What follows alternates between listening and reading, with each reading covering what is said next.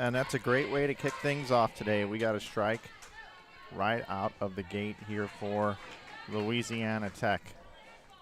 Good morning, everyone, and welcome to continuing coverage of the 2021 Southland Bowling League Championship. My name is Mike Flanagan from Inside Bowling, and we're in round 5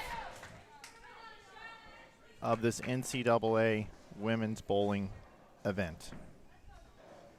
If you've joined us for any of the competition over the last 2 days, you would know that the winner of this match will go on to bowl for the championship against the undefeated team in the winner's bracket, Vanderbilt University.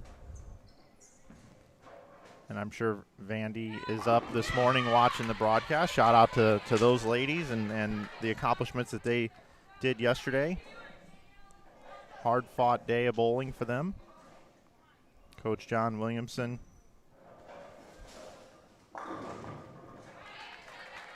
and assistant head coach Josie Ernest Barnes. Their team stepped up to the plate late in the day, defeating Sam Houston in the winner's bracket. And Louisiana Tech making the longest charge they've made here, coming in as the 2 seeds. Sam Houston is the 5 seeds.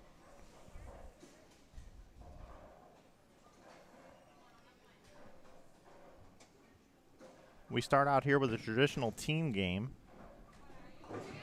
Just like if you were bowling league at home, it's just a 5-person total pins will receive 1 point, whoever has the higher score here.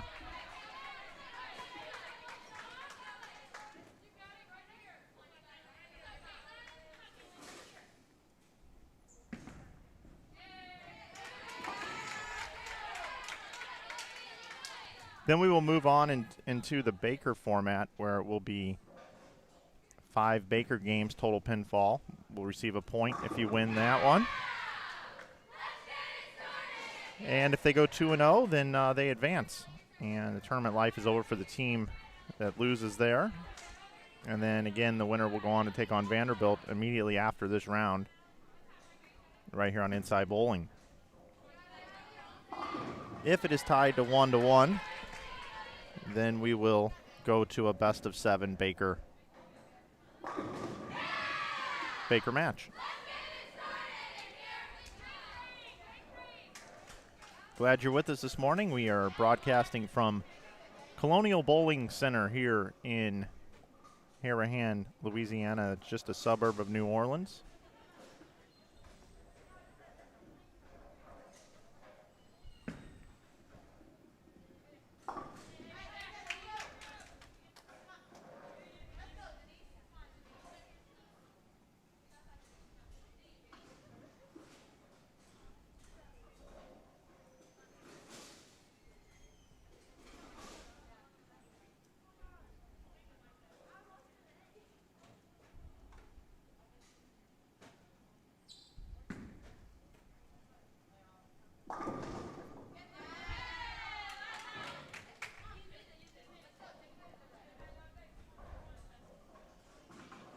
For those of you that are interested in the oil pattern here today, this is the NCAA Southland Conference Championship oil pattern, 2.44 to 1 ratio.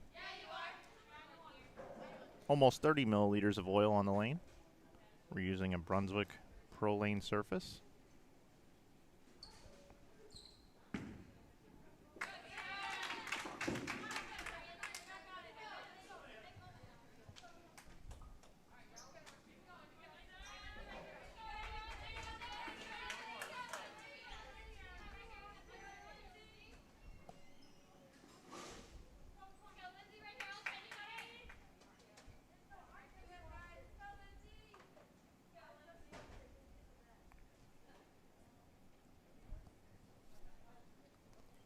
CJ Samples in the chat is asking, is this college bowling? Yes, it is. NCAA Women's Collegiate Bowling.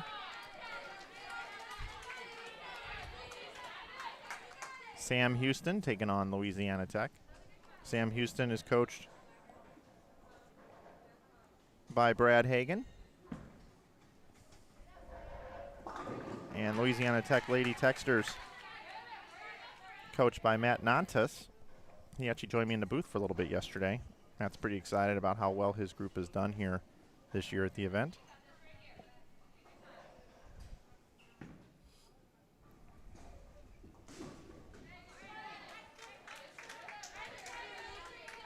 At stake today is a tournament bid into the national championship.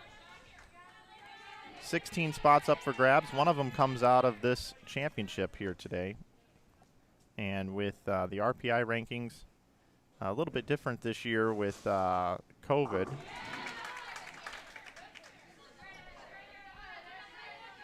And the regionalization of a lot of the competitions. This is an important one to get a berth, get a bid, get in.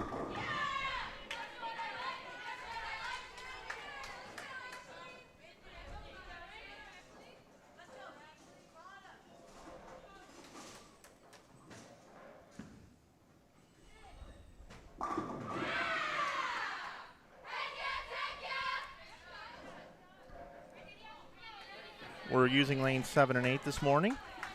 And then our championship match will take place over on lanes 15 and 16.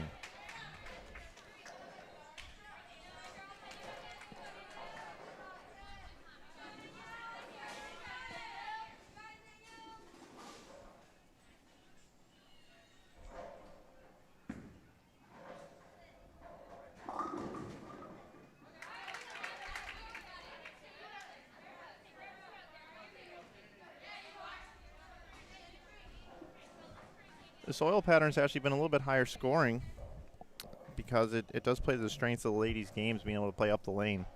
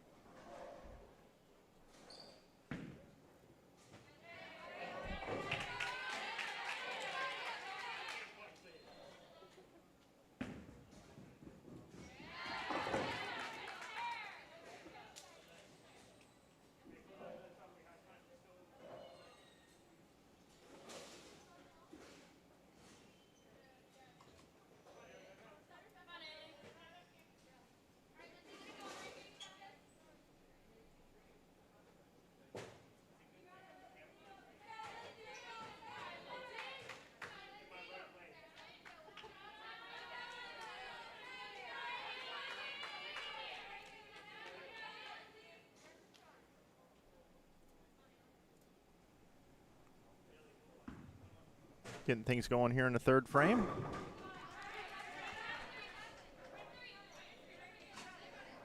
Got a few doubles up on the board.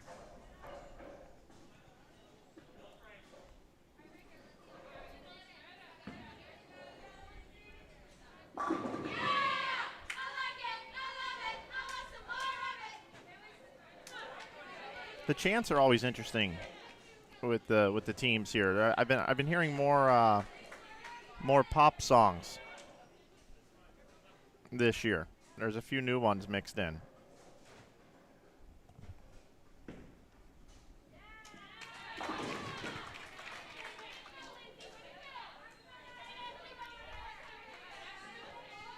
Again, a traditional team game, and then Baker. And if a team doesn't sweep, we'll have extended play, and we'll have the best out of 7 head-to-head Baker matches. Again, glad you're with us here watching the 2021 Southland Bowling League Championship here in New Orleans.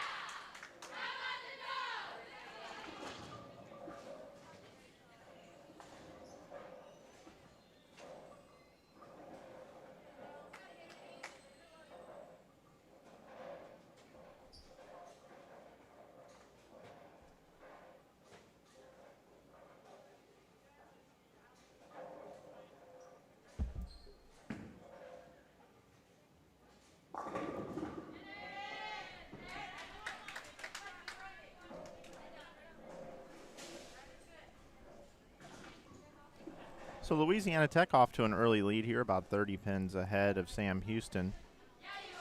Bowlers just kind of starting to find their way on this oil pattern on lanes 7 and 8 early on here in the match.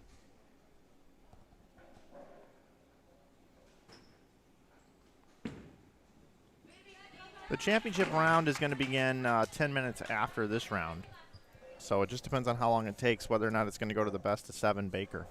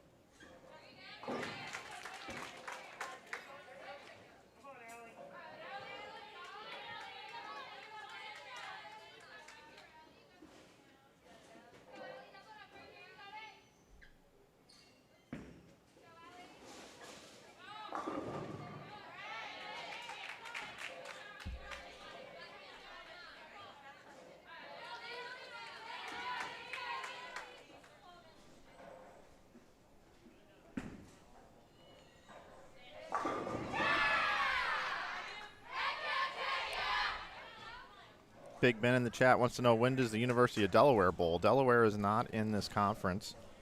This conference actually consists of Arkansas State, Valparaiso, Youngstown State, Sam Houston, Vanderbilt, Tulane, Louisiana Tech, and Stephen F. Austin.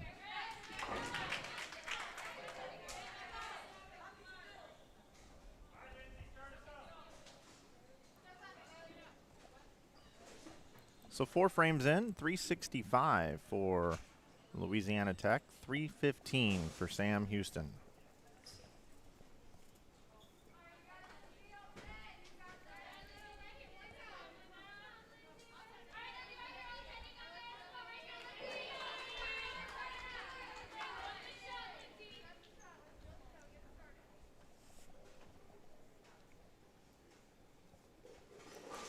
Louisiana Tech in blue. I'll run down their roster for you, let you know who all's on their team. Pretty big roster. Number 3 is Danielle Jedlicki. She's a sophomore from Murfreesboro, Tennessee. Number 5 is Ashley Chanel. She's a senior from Morris Chapel, Tennessee. Number 9 is Sarah Howell-Floyd. She's from Slidell, Louisiana. Number 11 is Caitlin Orisic. She's a sophomore from Fort Wayne, Indiana. Number 12 is Emily Reddig. She's a junior from Cumming, Georgia. Number 13 is Tara Spredico. She's a sophomore from Mansfield, Texas. Number 16 is Emma Koch. She's a sophomore from Slocum, Alabama. Number 17 is Caitlin Eater. She's a senior from Lithia, Florida. Number 21, the anchor bowler, is Allie Leyendecker. She's a sophomore from Wooster, Ohio. Number 22 is Lindsay Manning. She's a junior from Lebanon, Tennessee. Number 24 is Kalia. And I think I'm saying that wrong. Kalia? I think it's Kalia. Patterson from Charlotte, North Carolina. And number 26 is Bailey Snow. She's a freshman from Murfreesboro, Tennessee. For Sam Houston, we got a smaller team, smaller roster. A lot of international recruiting here. Number 6 is Syasa Ismail from Sembawang, Singapore. Number 8 is Denise Blakenzie. She's from Julianadorp, the Netherlands. And I believe it was told to me that she was voted Player of the Year and Newcomer of the Year to the Southland Bowling League. Unofficially, that's what I heard. Number 12, Haley Connolly. She's a senior from Hazlet, New Jersey. Number 16, B. Hernandez, a junior from Manila, Philippines.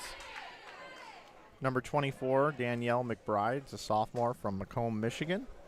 Number 40, Natasha Raffi. She's a sophomore from Gadong, Brunei. Let me try that again. From Gadong, Brunei. That's the first time I'm reading the towns here. And then 53, Elise Chambers, is from Ocoee, Florida. And again, Sam Houston, coached by Brad Hagan, and Louisiana Tech, coached by Matt Nantes. So those are your two teams. In this event, seeded 2 is Louisiana Tech, and seeded 5, Sam Houston. Your number 1 seeds, Arkansas State, were sent home yesterday by Louisiana Tech.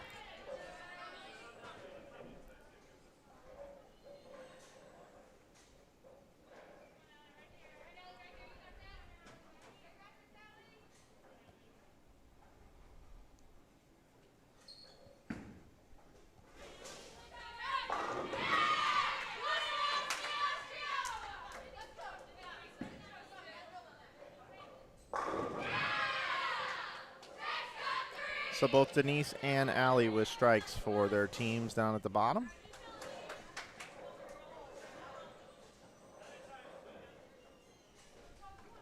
So through 5 frames, 456 to 405 right now. Louisiana Tech with the early lead here in the match.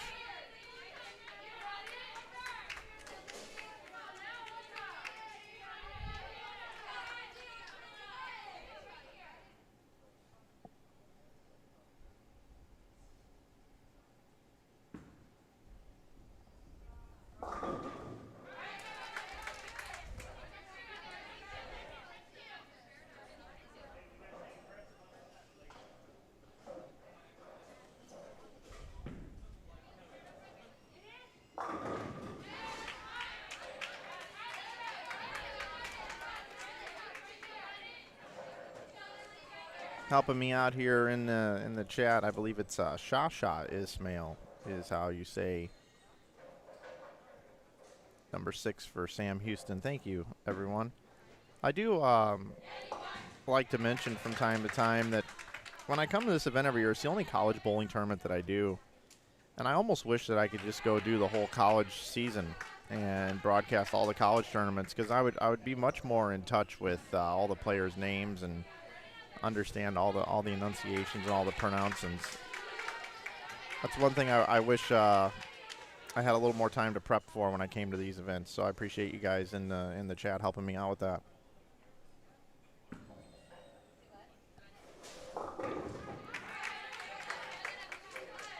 This is what you would call the semifinal match here. This is these are the last teams remaining in the contenders bracket.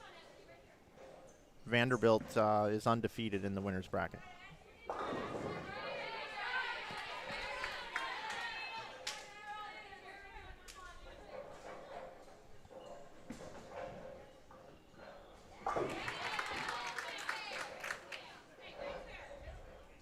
And the next match will be coming up right after this match right here.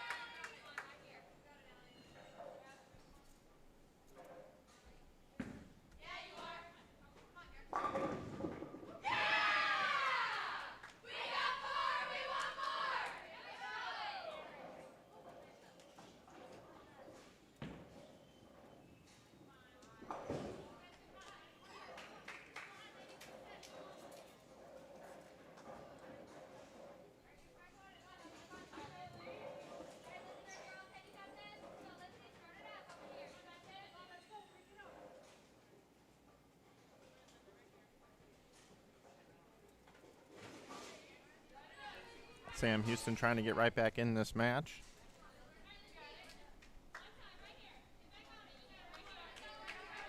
Couple of doubles going into the 7th frame.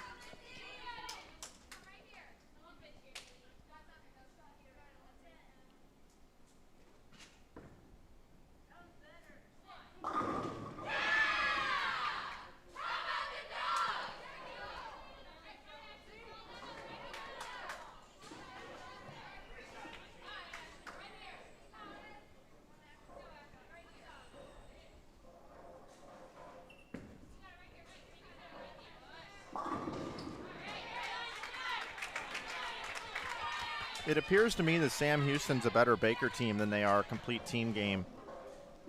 We saw that yesterday. They bowled 279 in Baker.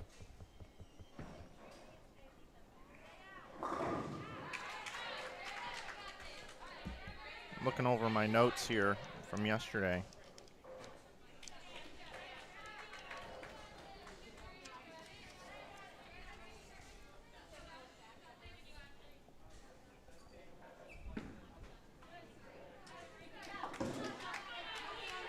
Sam Houston bowled 930 yesterday, 1050 for Vanderbilt. But then in Baker, Sam Houston bowled 203, 232, 169, 279, 222, 222, 191, 196, 211, 215.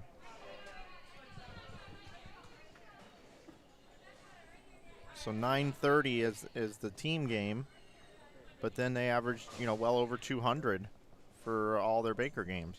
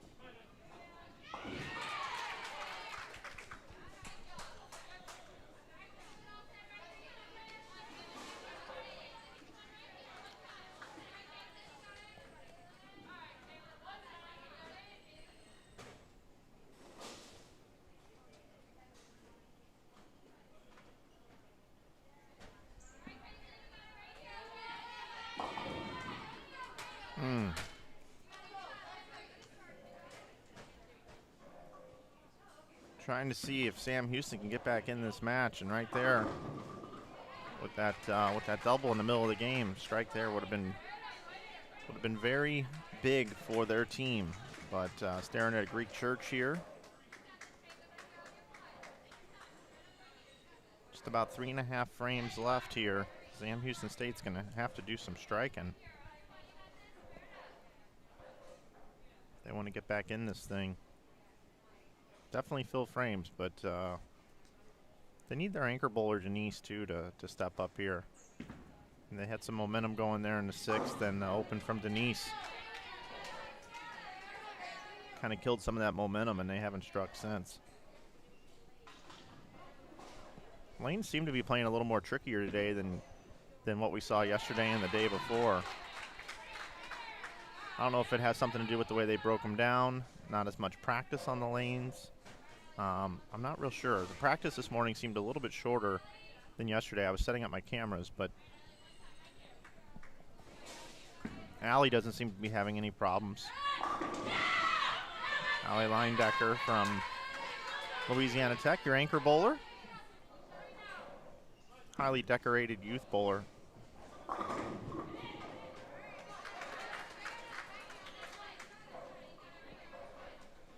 Nice shot by Allie there.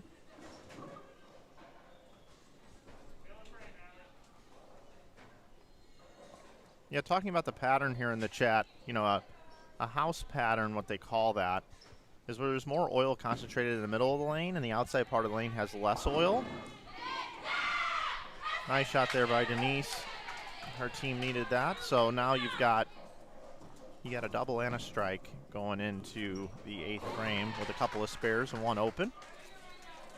And Louisiana Tech has 4 spares and a strike. So right now, 43 pin advantage for Louisiana Tech. But back to the oil pattern conversation. When you're throwing a bowling ball down the lane that has a core inside of it and has a surface on it that is abrasive, that likes to pick up and make the ball change direction as it rotates. If you're throwing the ball from left to right with rotation on it, with the rotation trying to bring the ball back towards the head pin or the pocket, the 1-3 pocket, the 1 and the 3 pin, when there's a lot of oil in the middle of the lane, your ball will sit there in the middle of the lane and not change direction, which you don't want it to because it's already going to hit the head pin, if that makes sense. The further you go away from the head pin on the lane as it's traveling down the lane, the more it needs time to hook back into the center part of the lane to hit the 1-3 pocket. So on a house pattern, outside doesn't have as much oil, so that it hits the friction and it allows itself to travel closer towards the head pin. On this, the oil is almost flat. So if you throw it out to the right, it won't come back to the head pin because it's stuck out there in the oil. So what it does is it creates a premium on shot making, accuracy, the amount of rotation you put on the ball,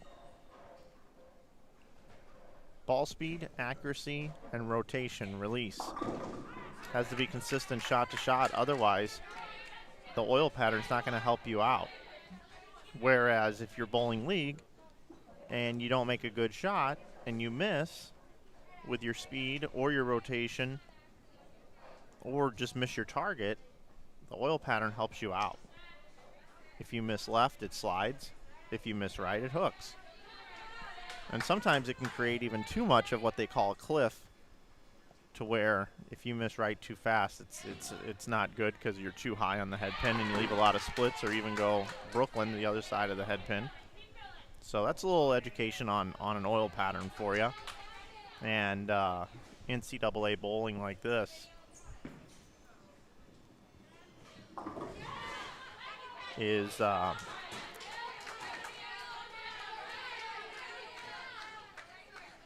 always conducted on a harder pattern, a flatter pattern. Looks like I had a issue with my camera there, so I'm going to go fix that for you guys. Got a little knocked around, so our scoreboards aren't as pretty.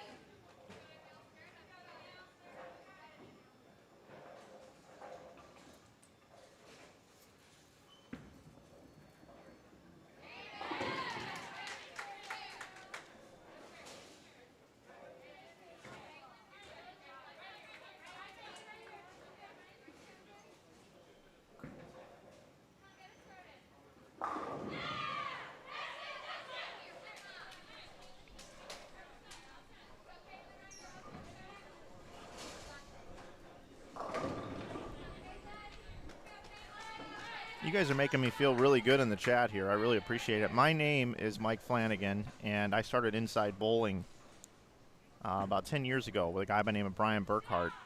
He really helped me out get started with everything from a tech standpoint. We wouldn't be here without him. But I'm just a bowling geek. I've enjoyed bowling my entire life. It's given me a lot. It's given me a career. And I've always had a fascination with computers and technology, back to the America Online days, so to speak. I couldn't believe I could reach out and touch and talk to so many different people. Not to do an AT&T reference there, but yeah. So I'm just around bowling all the time, on all different levels. I've worked for just about everybody in the industry, which you could take that as a good thing or a bad thing. I've had the privilege of working with Storm Bowling Products. I was a director of marketing there for a while. I had the privilege of working with the Ebonite International team as an independent contractor, doing marketing for them and social media and things like this for them as well, and Storm. I also have had contracts with the Professional Bowlers Association. I've helped inspire some guys like Brad and Kyle to start their own YouTube channel.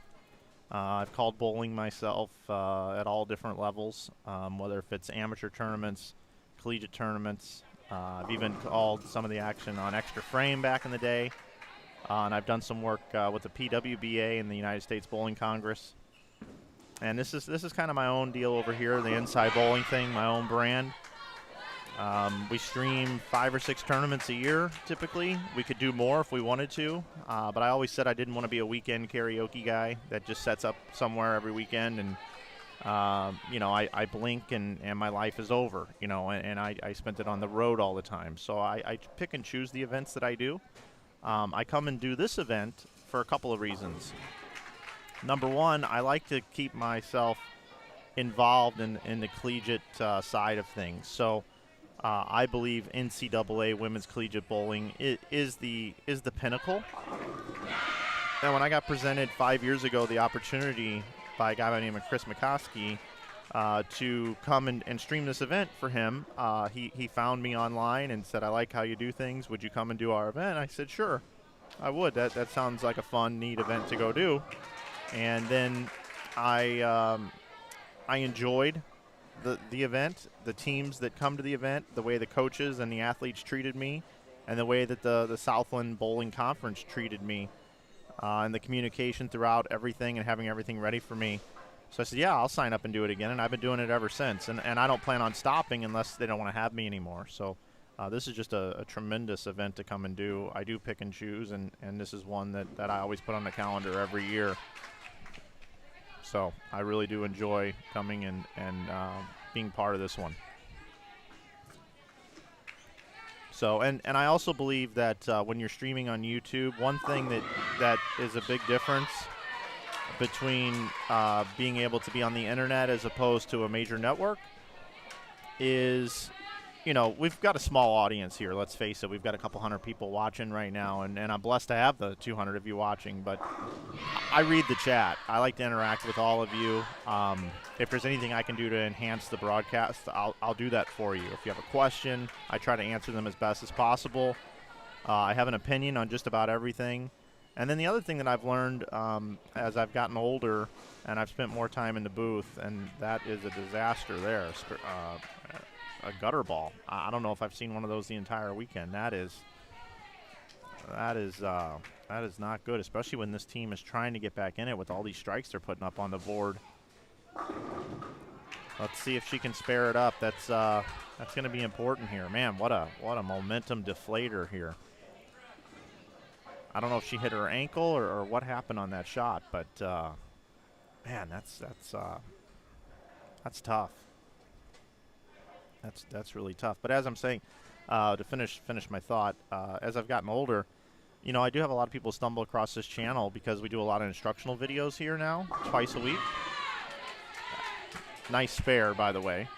And I like to kind of break things down in layman's terms, and I like to kind of dumb it down a little bit because I know that we have a lot of people that do watch this that aren't these geeky nerded out bowlers like myself, and I try to break it down as much as I can. So thank you guys for the positive comments that you've given me here in the chat.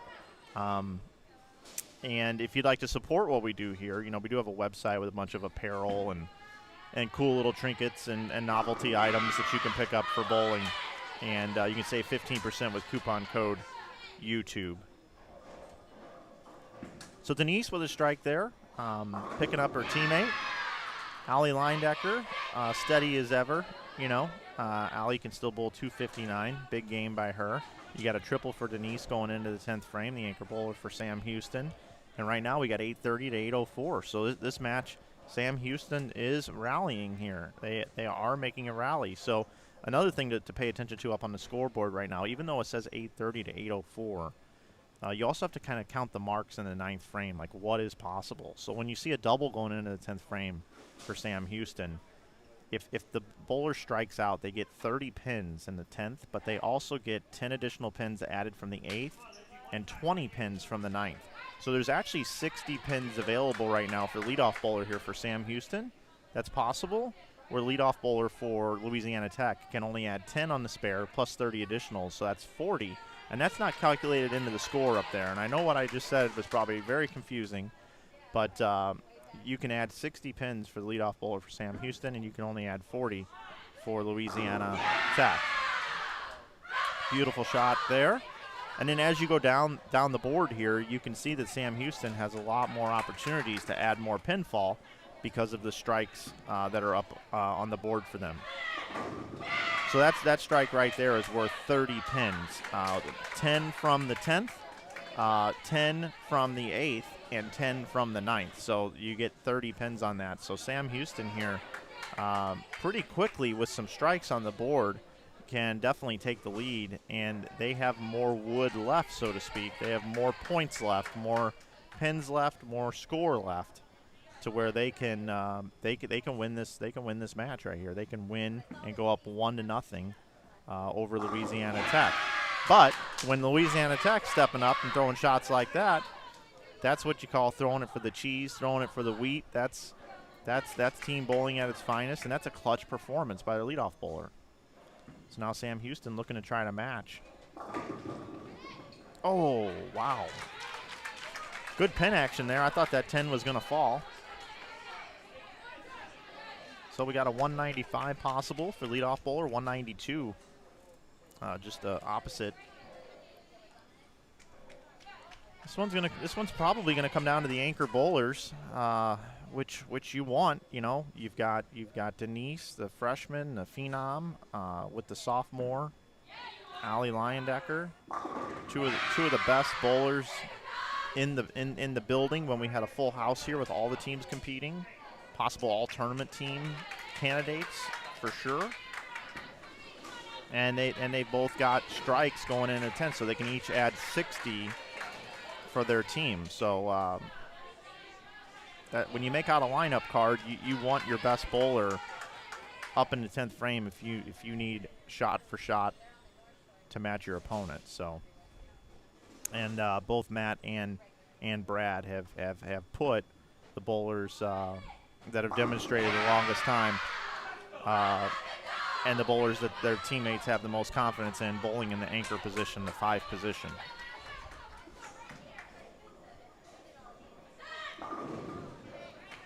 Okay. So right here for Louisiana Tech, you know, this is a nice opportunity here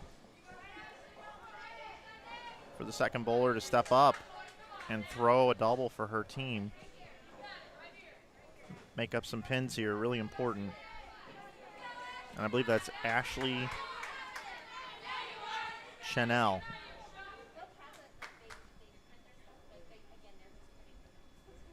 Here we go. Can she double in the 10th? Little firm, maybe a little right at target. The shot before that was high flush. Okay. So possible 202 here for Sam Houston, second bowler.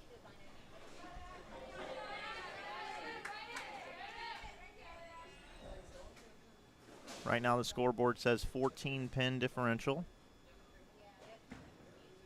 Sam Houston trailing.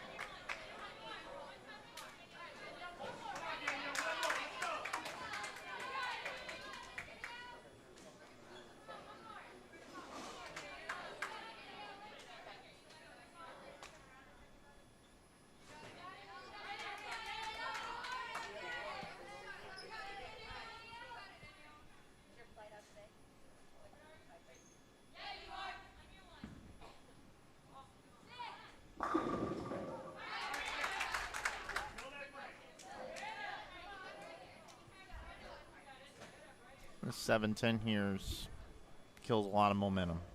A lot of momentum for Sam Houston.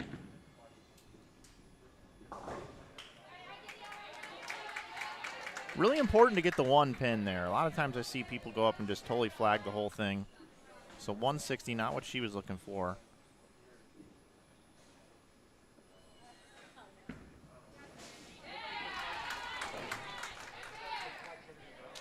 So let's paint the picture here. It looks like it's 19, actually 20 pins, 20 pin lead right now for Louisiana Tech. And if you look at the marks up on the board, there's no advantage mark-wise. So it's just going to be shot for shot, strike for strike.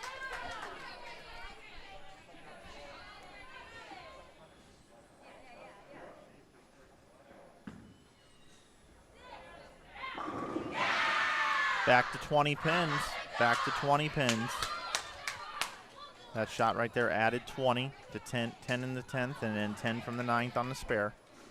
So now it's plus 20 again.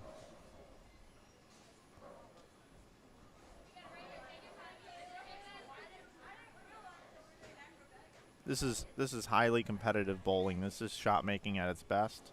These teams train for this. They worked very hard to get to this point. All right, a big double for Sam Houston.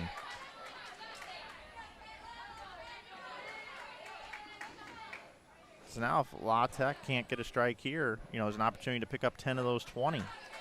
Cut the deficit in half.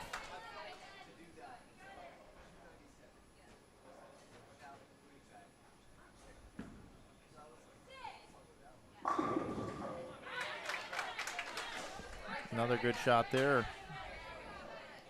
So still gonna have a 10 pin lead, depending on how many we get here from Sam Houston.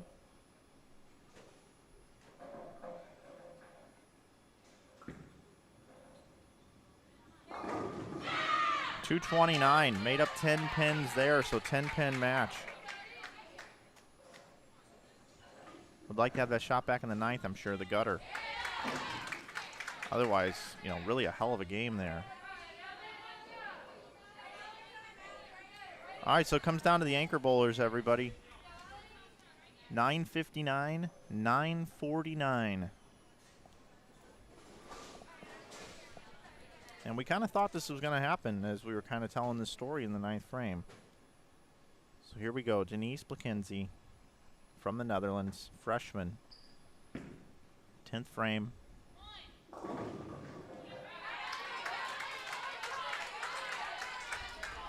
Okay, so leaves the 2-4-8.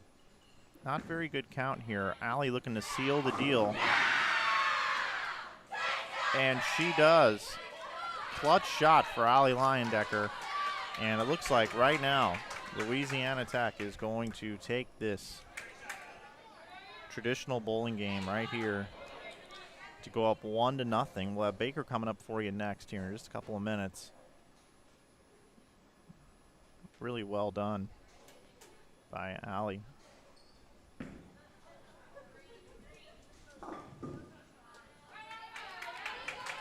And Denise misses the spare, doesn't really matter.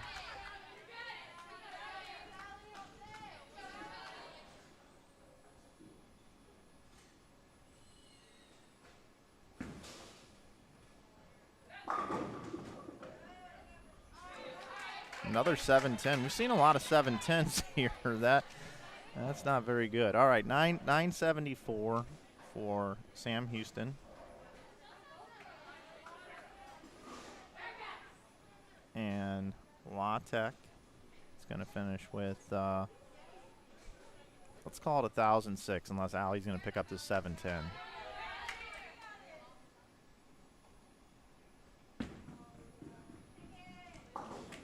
Yep, 1,006, so 32 pins, the difference. And it came down to the anchor bowlers. That was pretty good, folks. I enjoyed that one. So coming up next now, you've got Louisiana Tech has 1 point and looking to close it out with a 2nd point by 5 games of Baker. But I got to tell you, Sam Houston has really performed well in the Baker setting. So what I'm going to do now is I'm going to step away for just a second and get our scoreboard set up for this portion now.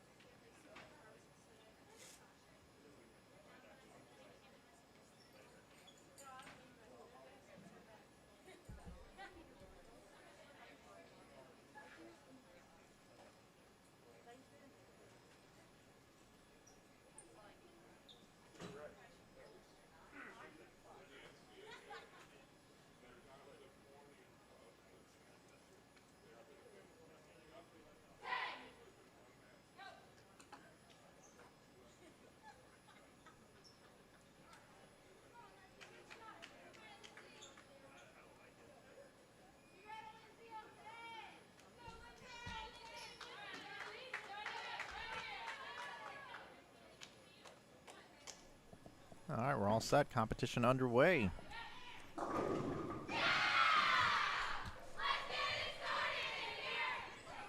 Now, we do want to get it started in here, but before we get it started in here, I do want to explain to you kind of how the Baker format works. It's called the Baker format, and it's named after, I believe, someone named Baker who decided to do this, which is it's one game. It's one game for a team where multiple players deliver the shots. So the leadoff bowler bowls the first and the sixth frames. The second bowler will bowl the second and the seventh. The third bowler will bowl the third and the eighth, fourth and the ninth, and then the anchor bowler, the fifth bowler, will bowl fifth and then the entire 10th frame. There's also a format called like Scotch doubles where it's just two bowlers, and they bowl every other shot, including in the 10th frame. You alternate. But this is Baker, so the fifth bowler bowls the 10th frame as well.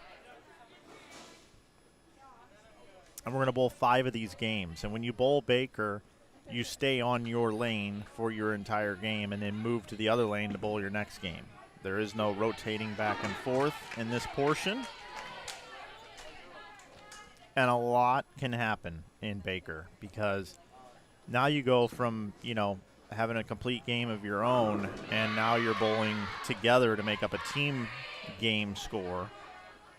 And you don't, in theory, get to bowl as often, which means you got to stay sharp and you got to communicate with one another as the lanes change. Because string and strikes is a big deal in Baker, as well as filling frames. And I know it sounds, like, well, of course, Mike, filling frames and throwing strikes is important, but in this Baker thing here, you can get a lot of momentum and you can feed off each other's adrenaline as things get to working, as you figure out a lane pattern. And a lot of times the coaches will put, similar styles in the lineup together or around each other and let them communicate together.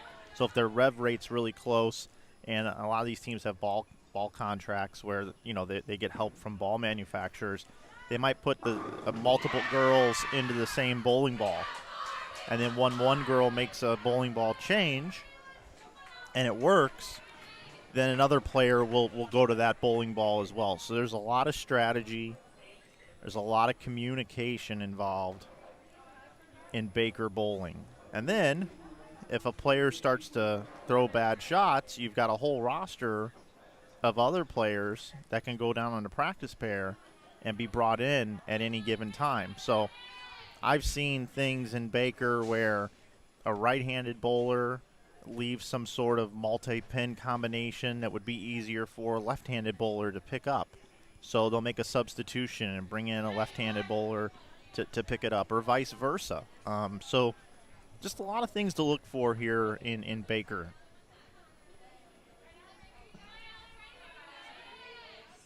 And again, another 7-10 we're staring at here.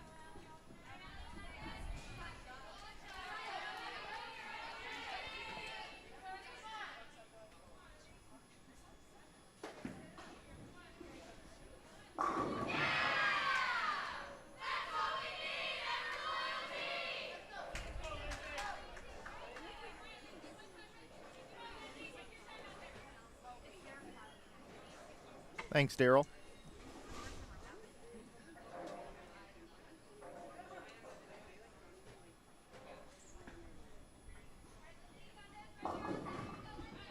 Man, back-to-back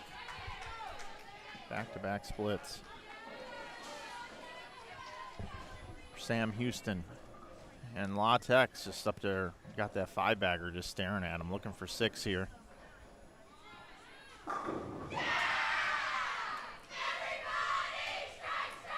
See what I mean about that adrenaline and that poise and how strikes just feed off of each other? It seems to go in bunches here. We've got back-to-back splits for Sam Houston. You got opening 6-bagger for Louisiana Tech. But again, just so you know, yesterday, Sam Houston bowled a 279 game when they were down 19. And then they went up 47 after their 279 game. So, I mean, it can happen. And the other thing that can happen, too, is the lanes. We saw Arkansas State yesterday bowl 150 or 240, 150 on two different lanes.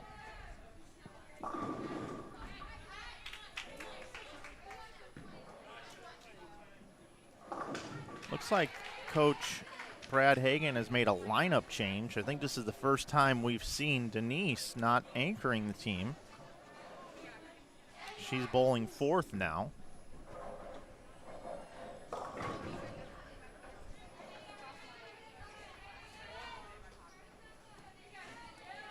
Sammy in the chat asks how the staff at Colonial has been. They've been outstanding. I don't think they were 100% necessarily prepared for my requirements that I needed here, but they acted quickly. We have a great relationship now that we've gotten to know each other, and if I ever come back here again, there's a reasonable expectation on both sides of what I need and what they need from me, and I would love to come back here and stream again.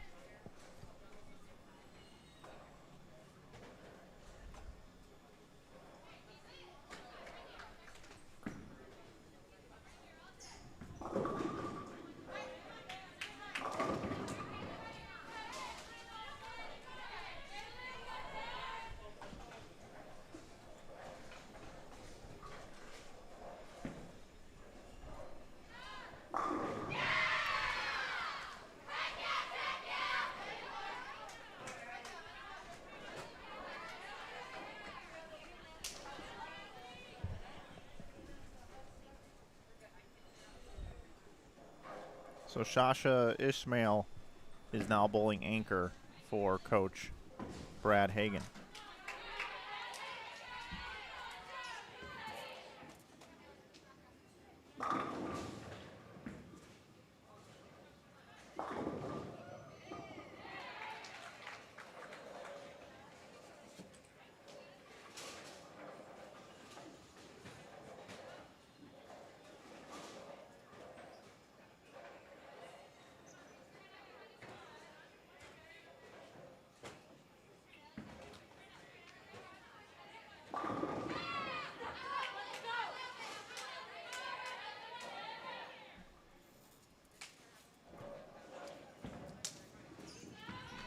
Okay, I had to go down and do some recon. Again, everybody, I don't call college bowling all the time. Bea Hernandez is the anchor bowler. I saw the 6 on the sleeve and didn't see the 1. So my apologies. Bea Hernandez, number 16, is anchoring Sam Houston. I wanted to make sure I got that right. Number 6 is Shasha Ismail. And from my vantage point, I couldn't see the sleeve number very well.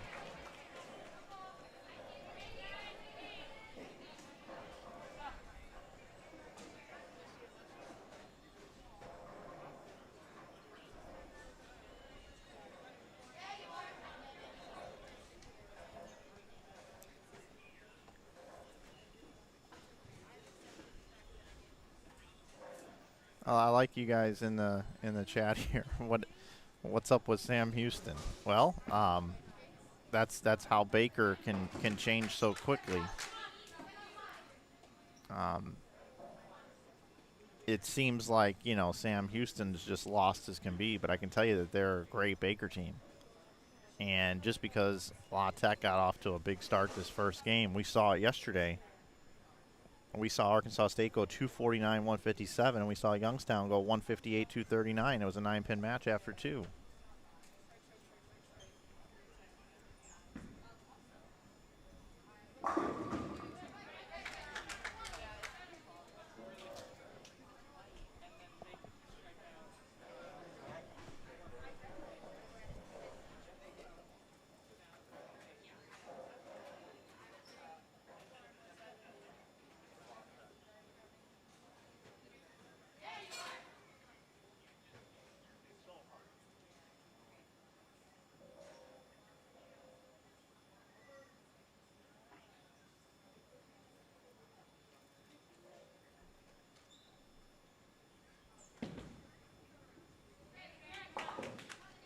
So we got 242 on the board for La Tech. We still have a max score here of 181 for Sam Houston.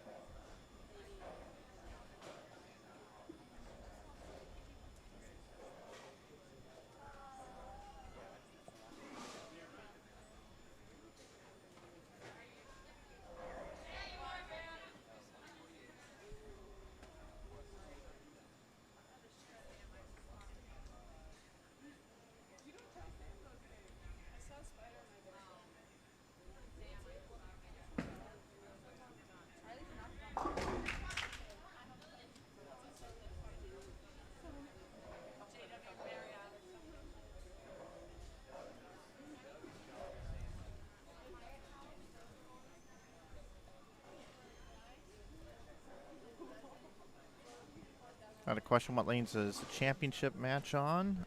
It's going to be 15 and 16. Yep, 15 and 16.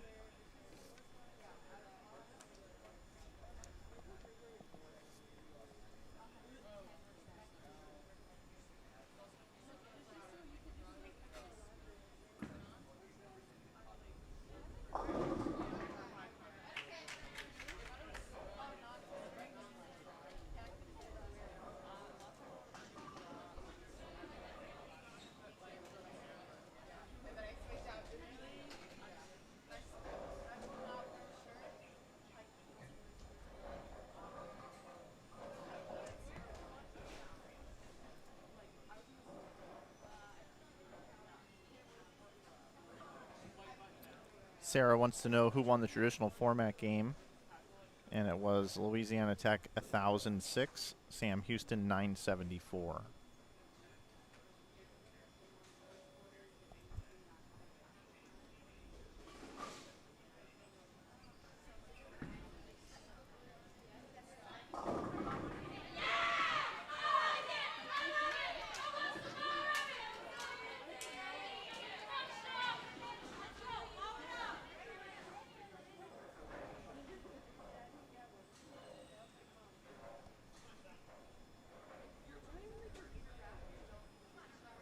So we had 242 to 160.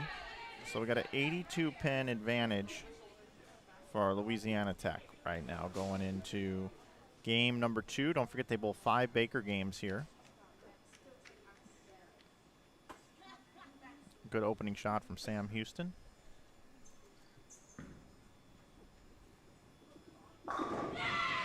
And like I said, you know, a lot can change quickly in the Baker format. So Sam Houston, who just bowled 160, opens with a double, and La Tech hasn't even hit the lanes yet.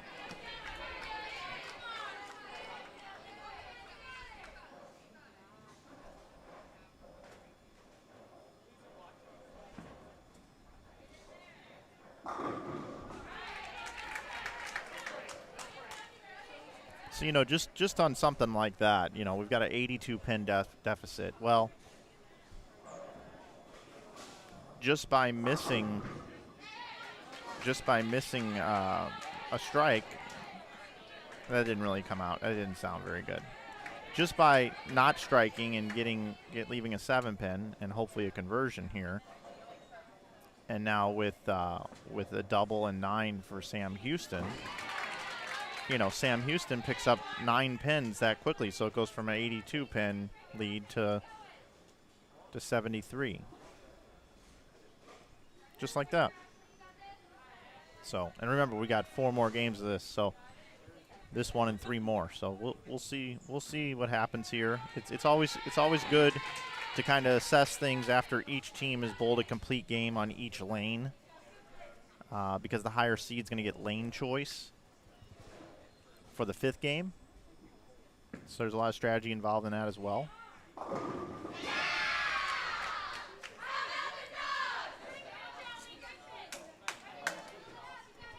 But I will say La Tech's bowling really well right now.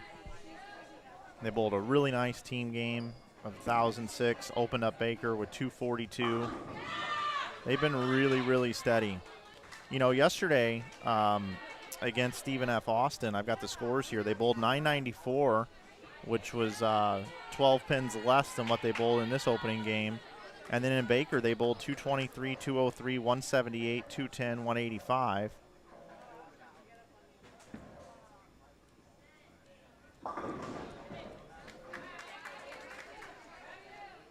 And swept 2-0.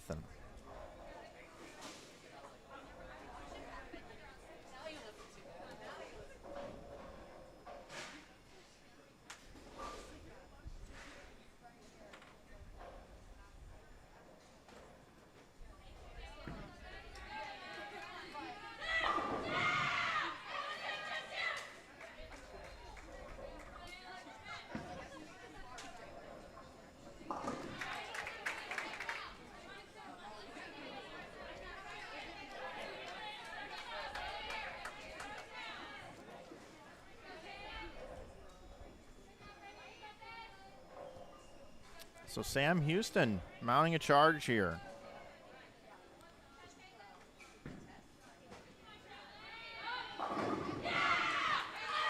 Now that's got to feel good too. You know, take yourself from viewing this and pretend like you're down in the trenches bowling, right?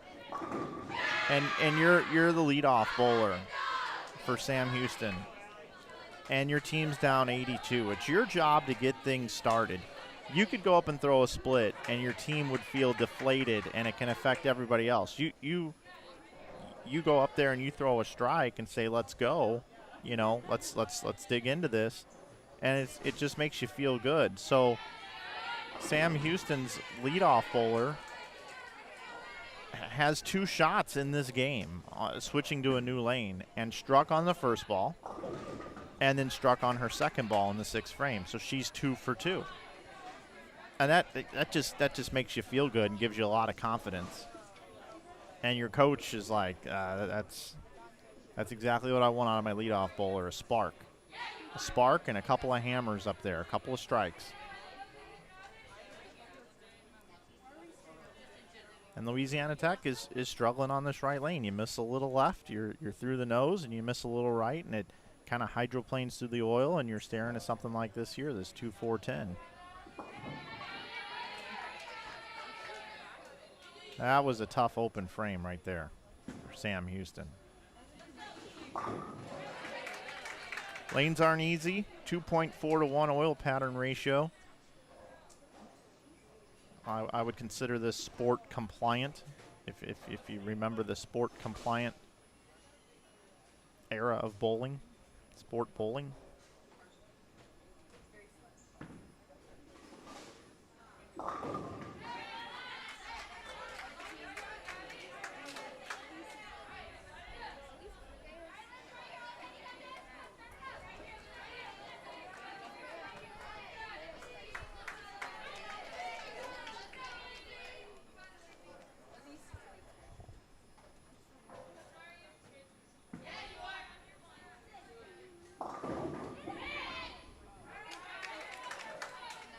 Okay, just a 4-pin.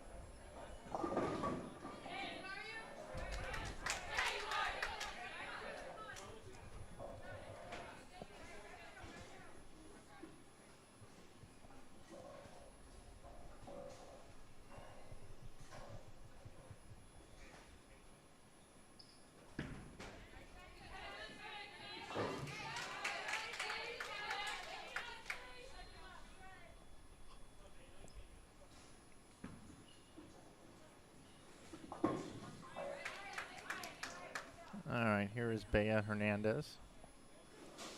Now anchoring Sam Houston. Made the switch in the last game. Denise struggling a little bit today.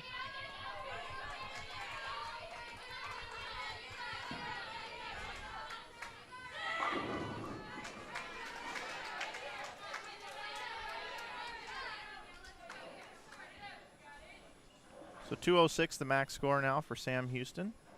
And La Tech can still bowl 191. So remember, 82 pin lead coming into this game. That's a pretty good shot for the right lane there.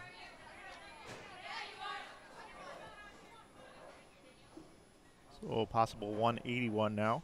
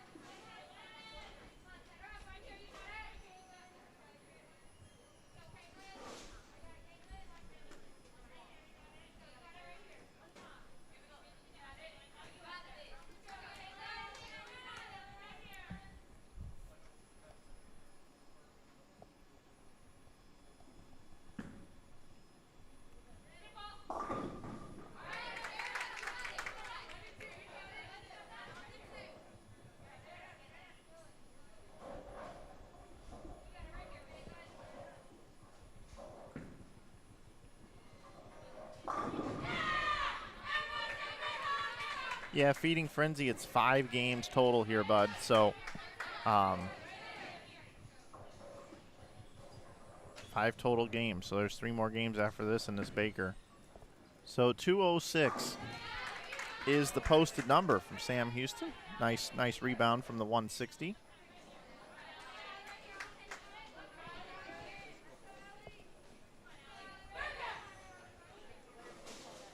So 169 is the max score for Louisiana Tech.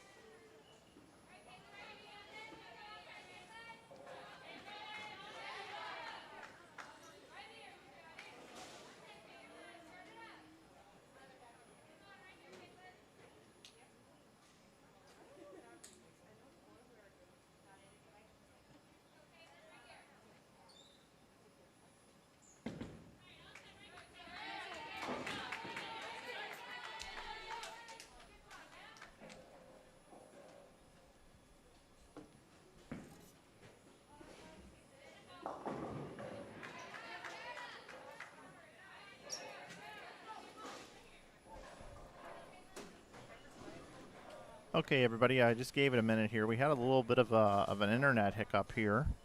I apologize for that. It was outside of my control. Can everybody in the chat let me know that that you can see everything okay and we're back up and running?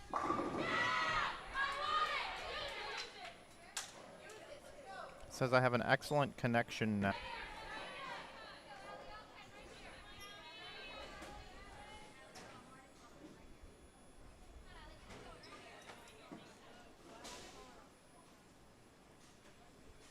A little choppy. Hopefully that'll clear itself up here in just a minute.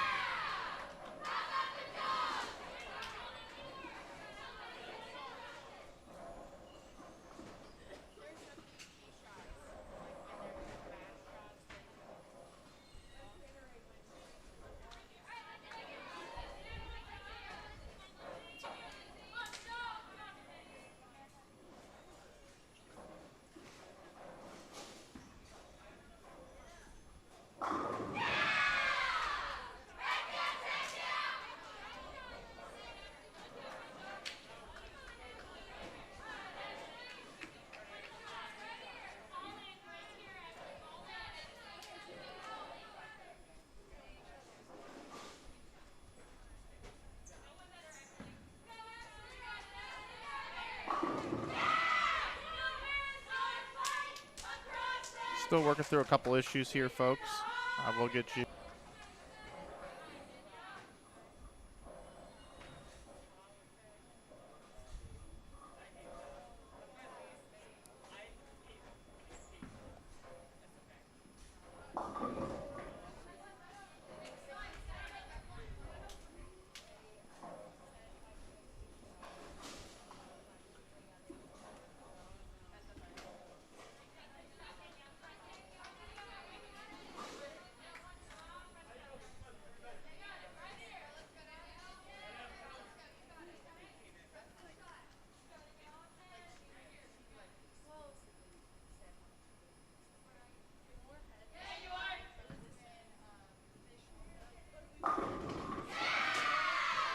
Okay, everybody, let's get you up to speed. I think I got everything working well again.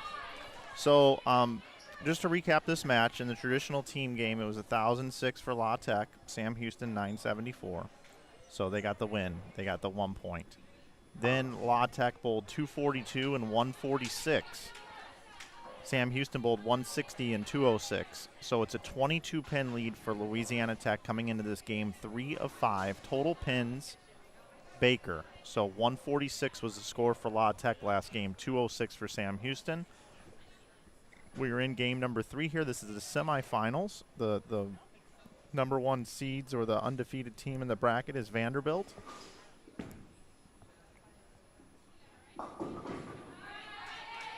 And right now, we've got a possible 216 for Sam Houston.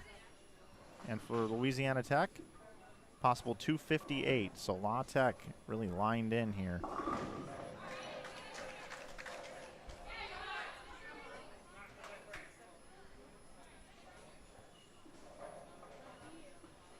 Thanks, everybody, for bearing with me there. Sometimes you get a hiccup, but you just got to kind of work through it. So hopefully we won't have another one.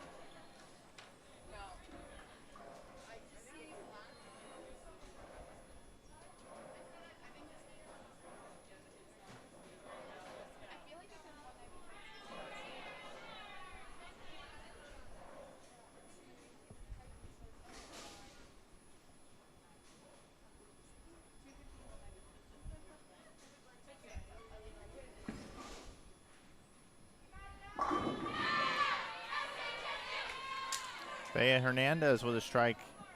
Now 2 strikes in the 10th. Pretty good move on Coach Brad Hagan's part to flip-flop 4 and 5. Bea's bowled pretty well here. So scores going up.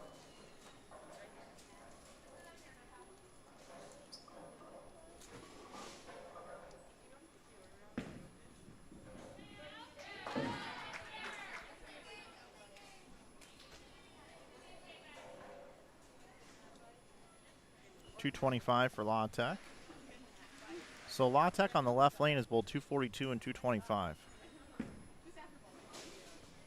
216, really strong finish for Sam Houston. Bea Hernandez, good job.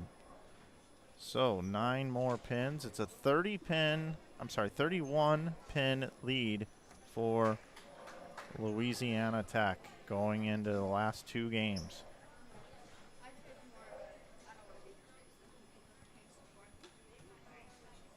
So we're going into game number 4 here. Keep in mind, if Louisiana Tech wins this portion, it will be over.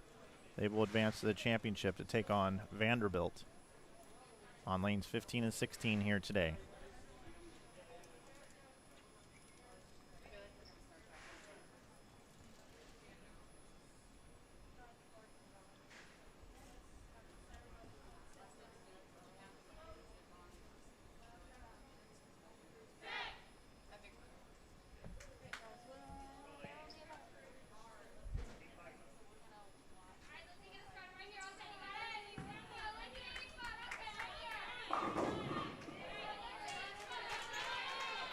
Game number 4 underway. Again, 31 pins, the lead for Louisiana Tech. 31 pins. That's not a lot.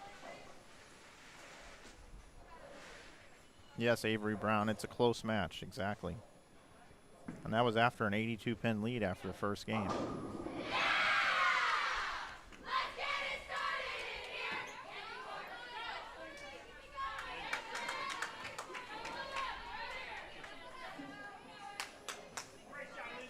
In other news that really doesn't have anything to do with the bowling,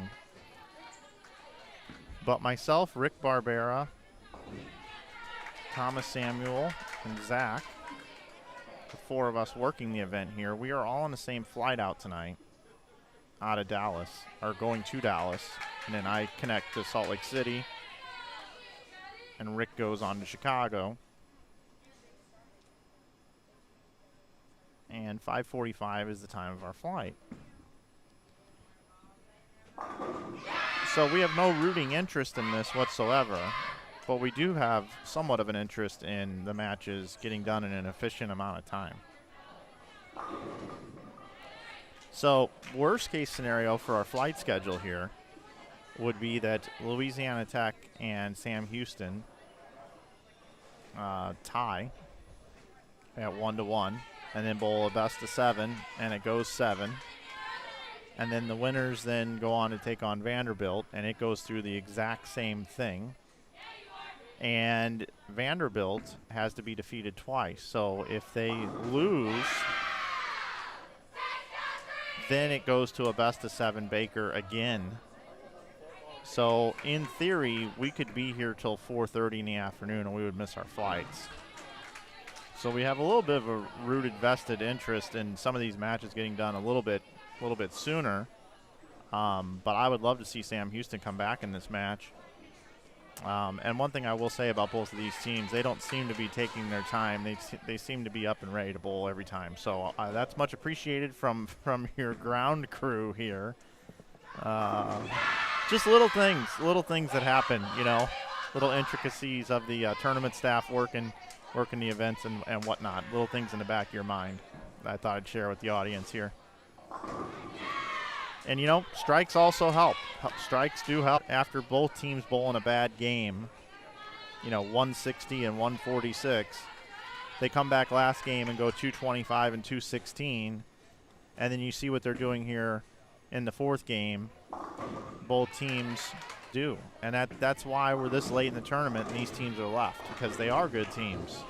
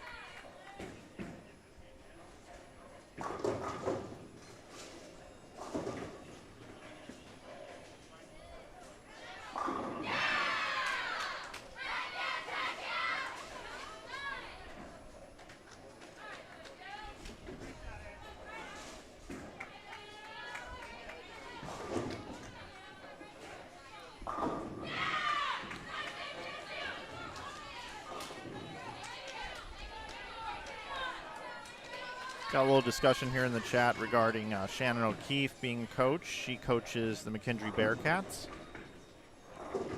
Her and Brian O'Keefe do that. And Josie Ernest Barnes is an assistant coach at Vanderbilt. A lot of PWBA bowlers are collegiate coaches on the NCAA side of things. It actually works out perfectly normally because the PWBA season's in the summer and this season's in the winter, so they can actually bowl their summer tour and still have a job. It actually works out really well.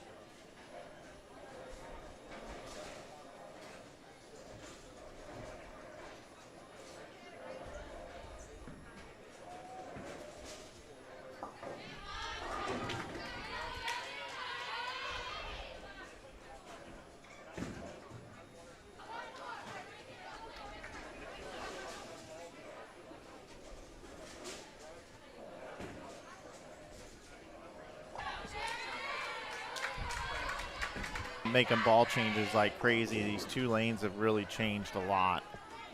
And he's really proud of and Sam Houston, though, sticking around. He can still bowl 238. But La Tech really putting it to him now.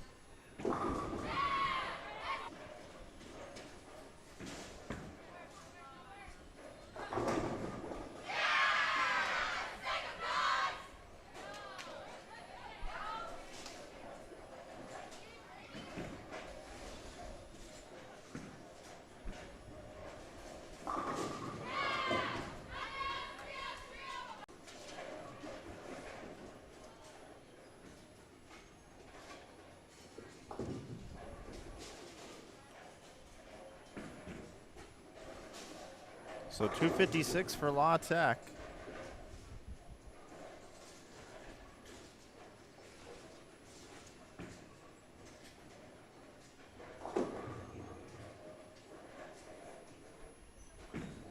They're going to extend their lead of 31 pins. But, I mean, Sam Houston's just keeping himself right there. I mean,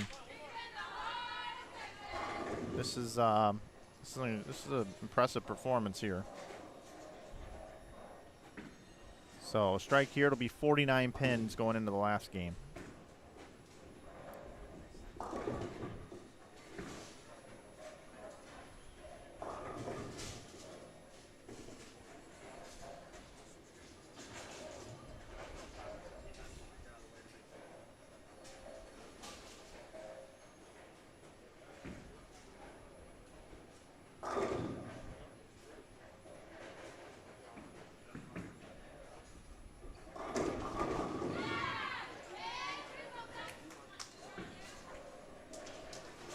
So 238 and 256.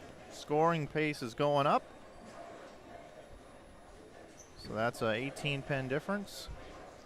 Added to 31 is 49 pins total.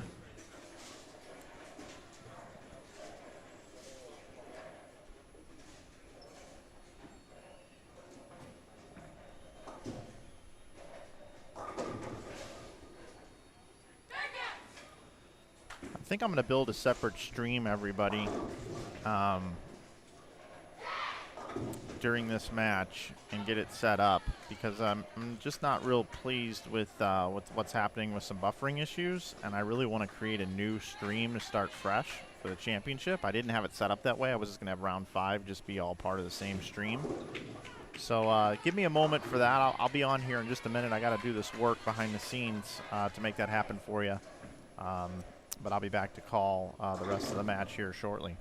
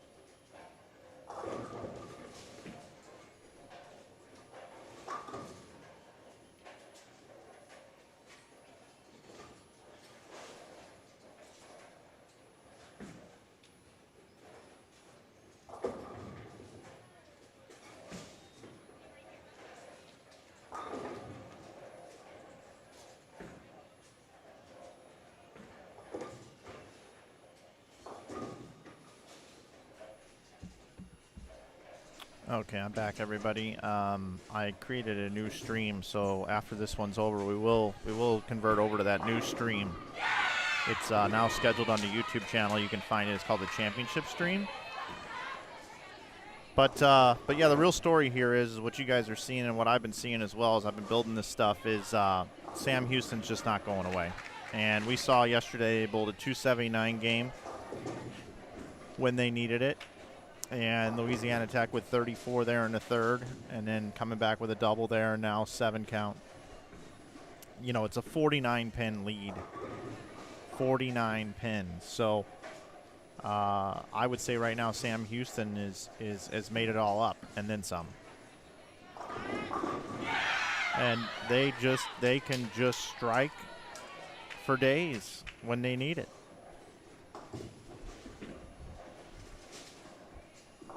So possible 290 here, which, you know, if you're doing the math, that would be 241 would be the score to tie that La Tech would need to bowl. The best they can bowl is 221 right now. So it's certainly, you know, it's certainly right here.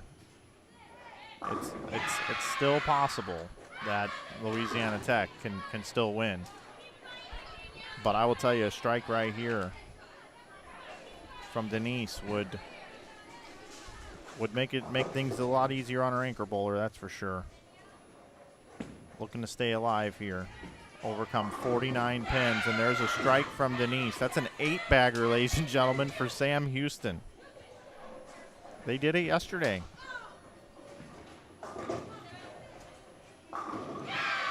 All right, La Tech not going away. Again, 221 their max score. So you add 49 to that. Would put them at 270, right? 49 and 21. That's 270.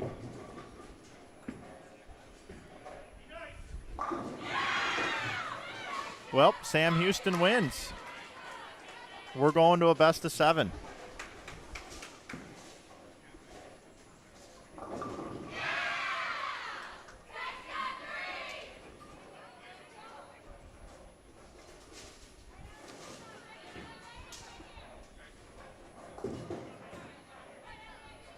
Already in the 270s.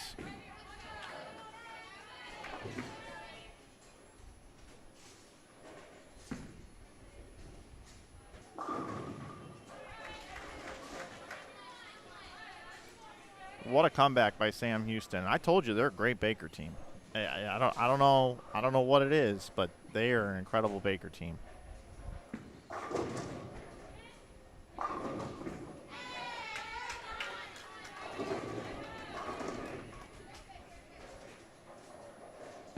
So 279, they'll match their score from yesterday.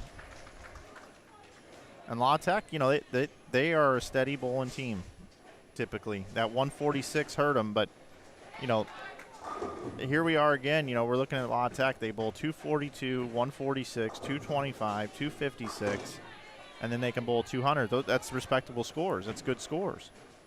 And Sam Houston started with 160, but then goes 206, 216, 238, now 279.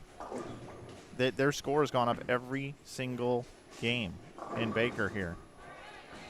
So 199, the final tally here for La Tech. And with 279 here, that'll be a 80 pin difference here in the last game. Overcoming 49 has them winning, according to my math, by 31. 279, 199, 31 pins. Sam Houston pulls it out. Pulls it out.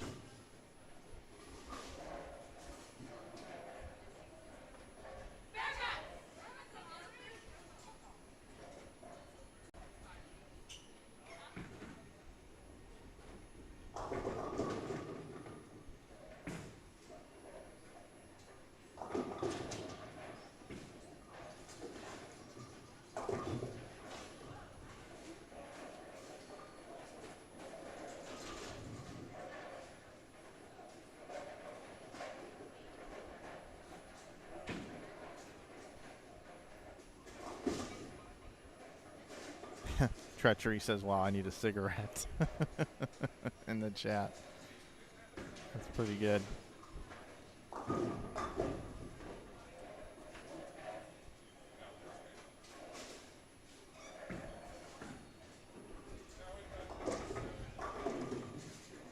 So we go to a best of 7.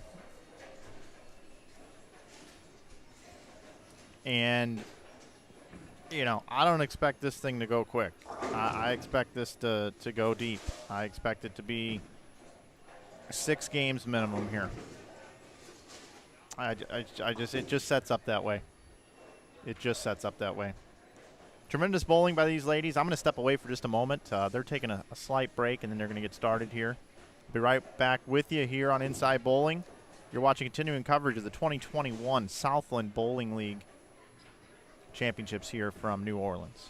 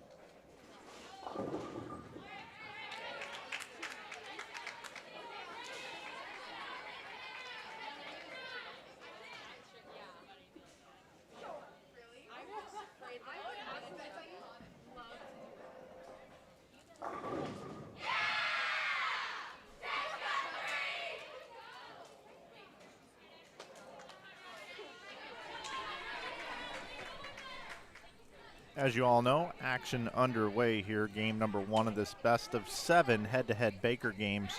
Scoring pace pretty high. I've been watching here with you guys, just grabbing a little snack here. I went ahead and rescheduled that next stream for 11:20 a.m. That's my estimated time that we'll start the championship match.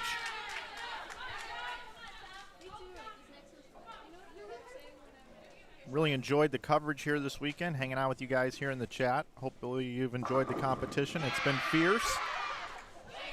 It's been very exciting.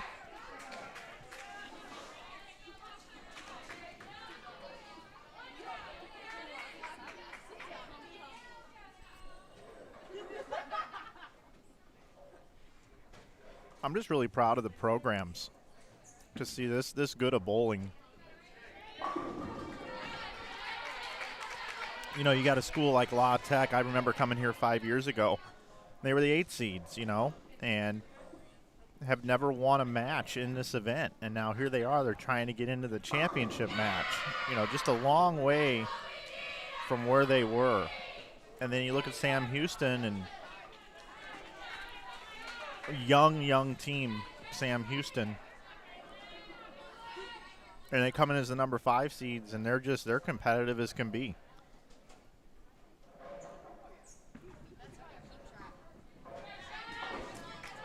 Good spare shooting. So a big score being bowled by Sam Houston, but, you know, 279 max score over here for Louisiana Tech. They won't even have a sniff here. No stranger to 279s, though, is Sam Houston, as they bowled 2 in Baker already this weekend. You just saw one of them the last game here on our stream.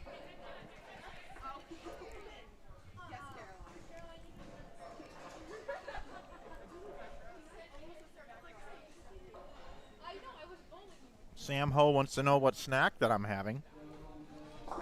I ordered 2 orders of bacon. I'm not a big breakfast guy, but a little bacon sounded nice to me.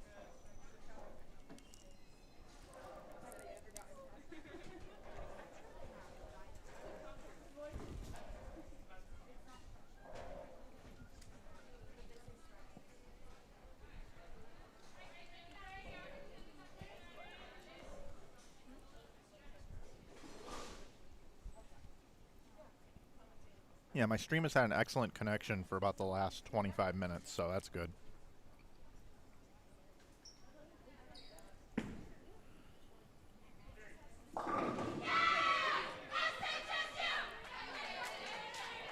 Okay, it's coming down to the wire here. We got a match here. 246 max score for Sam Houston.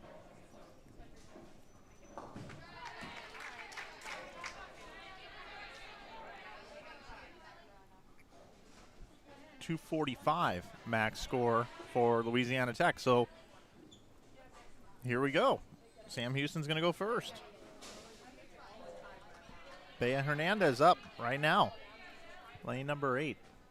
This is got to have the first one here.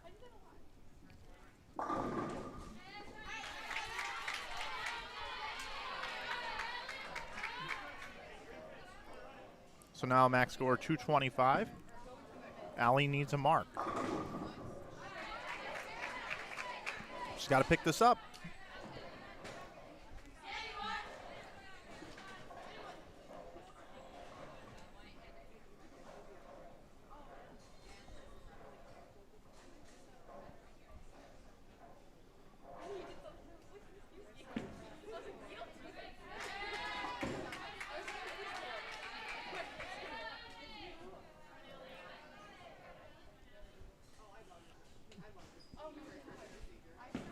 Hard and straight at the spare.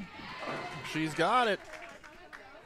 So Bea Hernandez can go ahead and fill 10 here. The game will be tied. Allie will just need to keep it behind the foul line and get a pin.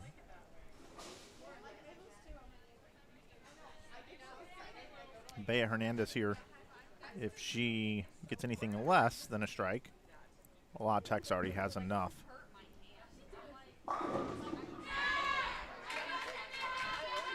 225 it is.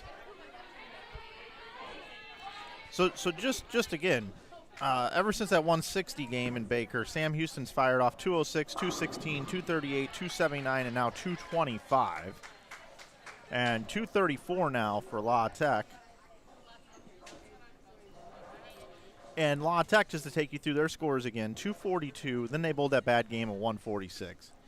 Then they bowled 225, 256, 199, now 234. This is outstanding bowling by both teams. It really is.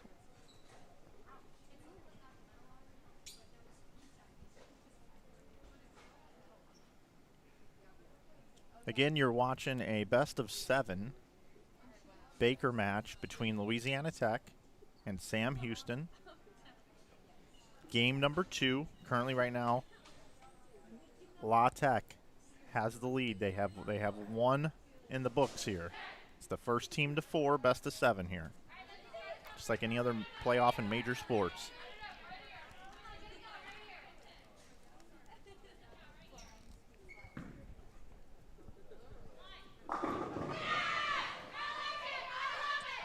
And I told you guys, this thing's not going 4 games.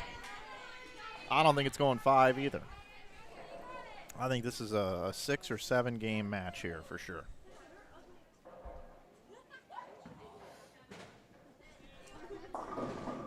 Another interesting thing that's happening here in the bowling center is, Vanderbilt's been here for about an hour. And they warm up prior to the lights getting turned on for the championship. So when La Tech had a 49-pin lead with a game to go, John Williamson and Coach Josie Ernest Barnes, they were down there warming up.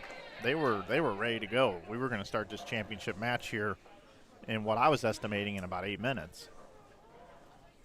And then when we saw that big 279 from Sam Houston, they all cooled down and sat down, and they're just hanging out. They're just waiting now. So they'll have to re-warm up again. But that's happening here in the bowling center right now.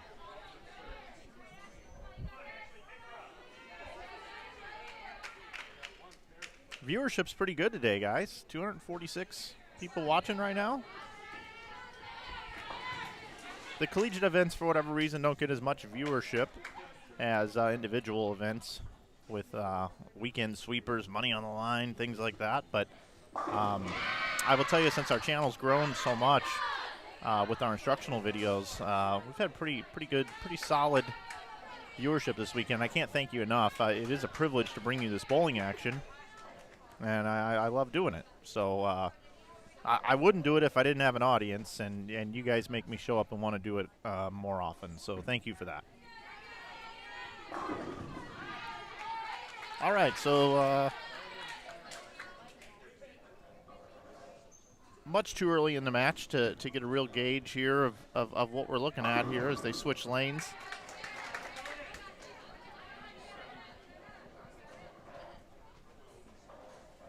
I really, at this point in time, with the scores that they've bowled, I really can't tell you if one lane puts a team at a disadvantage over the other one. I mean, you just saw 2 pocket shots, and they both left the exact same thing. 2 10-pins right there on the lanes.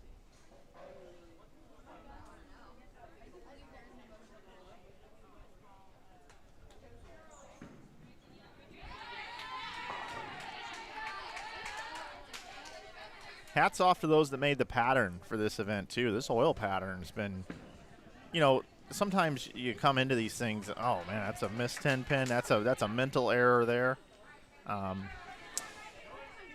Every time you miss a single pin in an individual event, you normally say to yourself, now I got to throw a double to make up for it. Well, that's kind of what you got to think about as a team here, too. You're going to need some doubles, make up for opens. Denise leaves the 4-pin. But, yeah, sometimes the oil pattern, can make it just brutal. I mean, I like tough conditions, but, 150 to 160, I'd rather see a flat pattern that if you play them right and your team's executing, 260s, 270s can be bowled on it, and a 140 can be bowled, because if you're not sharp, that can happen. But I do like that there's enough friction down lane that these ladies, when they do hit the pocket, You know, they're looking at some 10 pins here and there and the occasional pocket 7-10, but for the most part, you know, the carry percentage has been pretty high, which is nice. It's good to see. It makes it more exciting for the fans, makes it more fun for the athletes. And the coaches like it too. How about Bay Hernandez? She's been really good since moving into the 5 spot. Really good.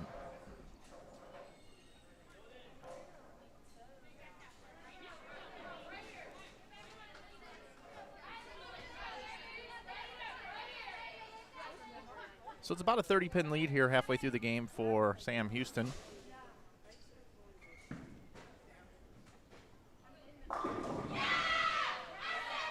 I really like the way some of these Sam Houston players are playing the lanes. They're more towards the center of the lane. They're kind of playing it. They're probably banking it off the track, so to speak, like around the 10 board. What I would call the typical 15 to 10.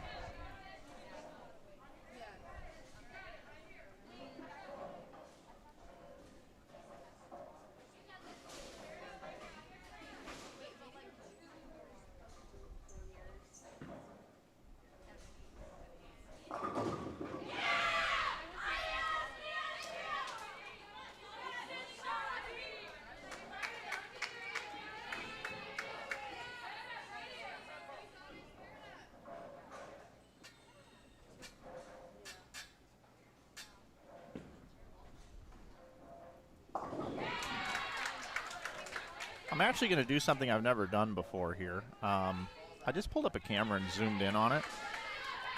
Let's take a look and see how they're playing the lanes here. Crossing around the 9th board. Little firm.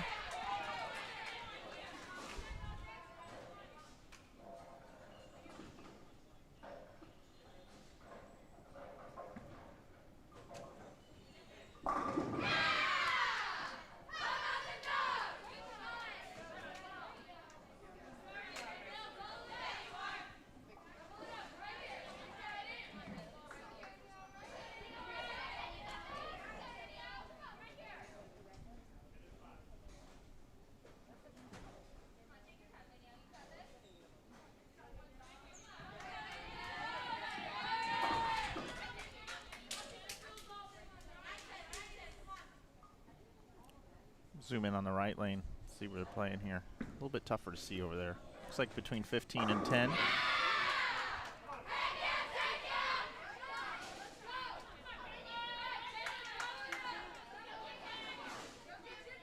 Go back over here. I believe this is going to be somewhere around the 16th board. Nope, more like 12 or 13.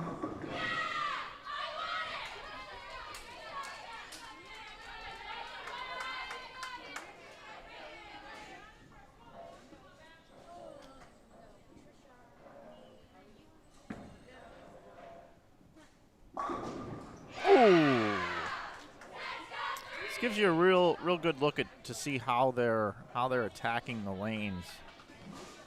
More zoomed up here. Really get to see this. I'll bring the scores back up here after this shot. Where are we crossing here? About the 12th board.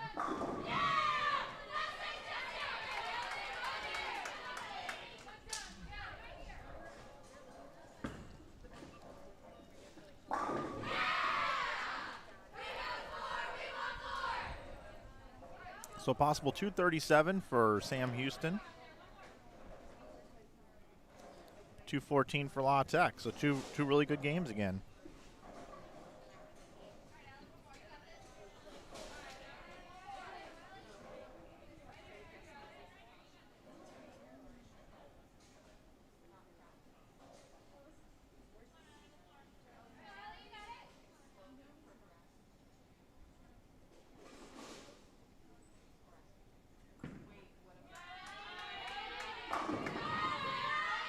Just as solid as can be.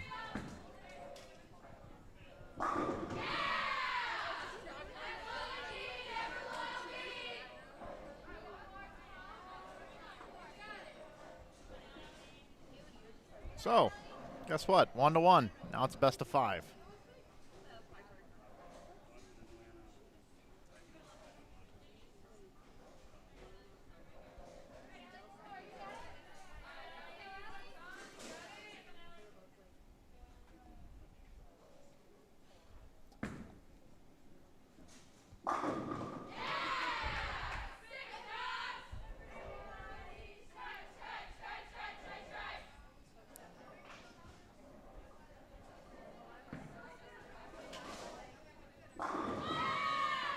All right, 2:37.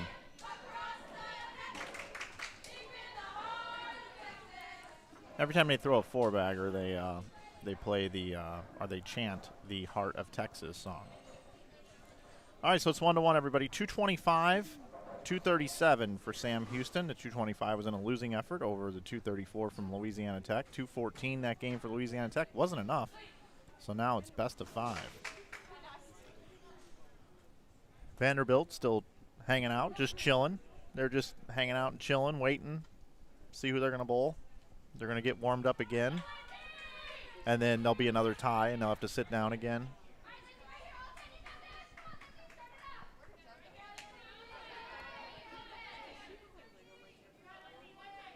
All right, starting game number 3.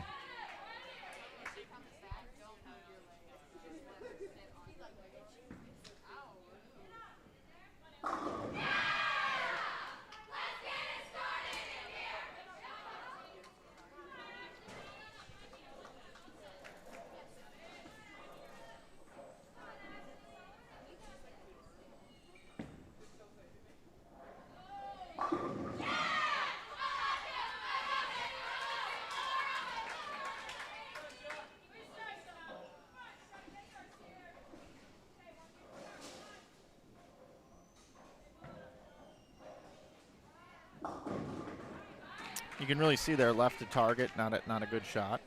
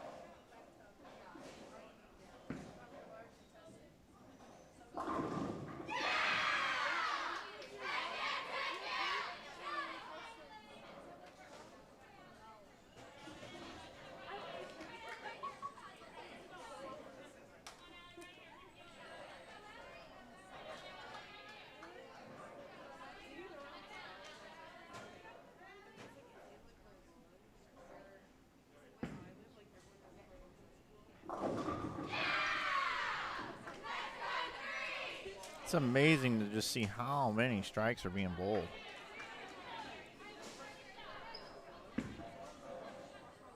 They're really lined up well. And for those of you that want to become a better bowler, I think the biggest thing that I always get out of streaming these collegiate events from a coaching standpoint is just look at the balance and how well they are.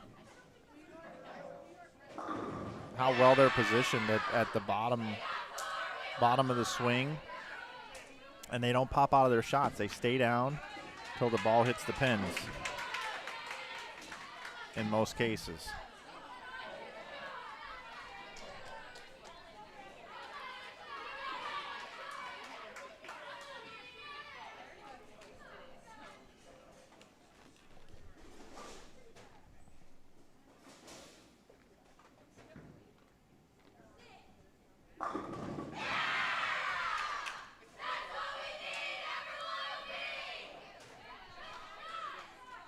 So as you can see, a max score of 280.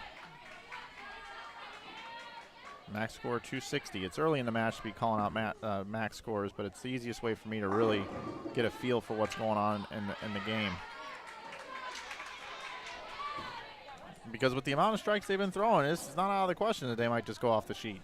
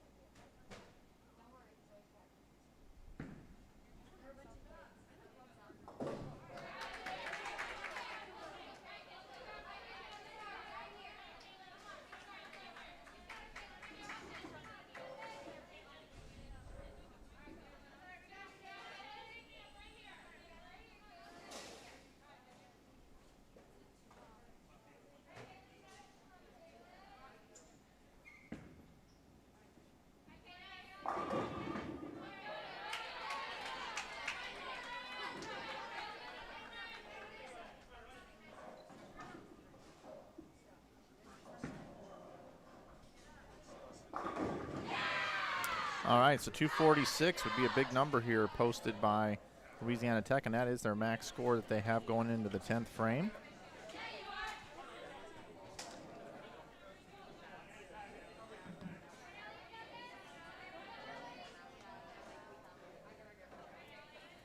Best Sam Houston can do is 236. 238. 238.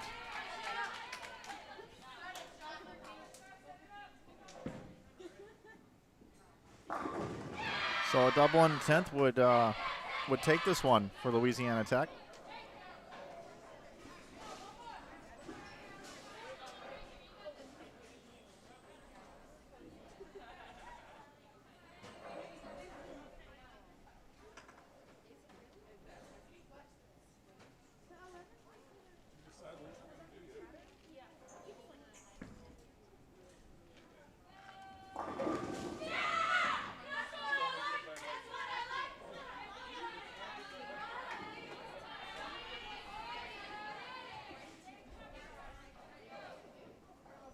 So this shot here, chance to clinch it. Ooh, solid 10. So 238 max score still left for Sam Houston. They would need them all. And they might get them. This will be a fun one to watch here. 235. Louisiana Tech with this spare conversion. Rolling it right over the thumb or the fingers there. It even deadens it out even more, makes it even go straighter, and that's what she does when she throws at her spares. So that's 235. So 9th frame here, setting it up.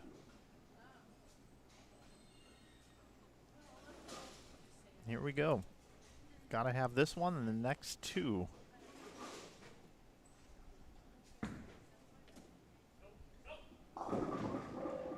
Nope. So Louisiana Tech is going to go up 2-1 with that posted 235 game.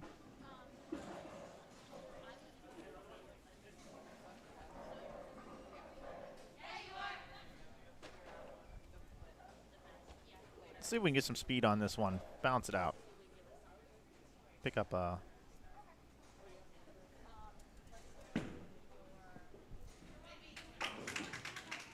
spare there, but nope. Okay. I'm going to go back to the wide shot here, and 204 max score here. I hope she doubles into 10th just so we can have another 200 game. That would be 6 for 6 on 200 games so far in this round. Best of 7 Baker games. Louisiana Tech now after this game is up 2-1. And don't forget, after this, we'll break the stream. We'll start a new one. And it'll be Vanderbilt taking on the winner of this match right here. Coming up here on Inside Bowling.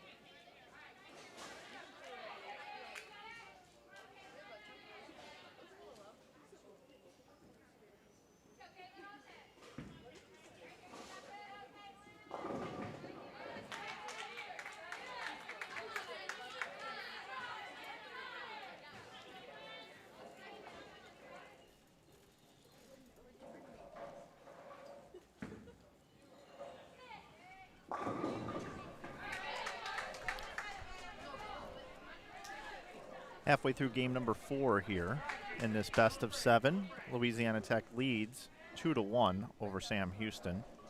It was 234 to 225 Louisiana Tech. Then it was 237-214 for Sam Houston. Then just in game number 3 that we just got done watching, 235 to 204 Louisiana Tech. And they are 6 for 6 on 200 games so far. So bowling extremely well.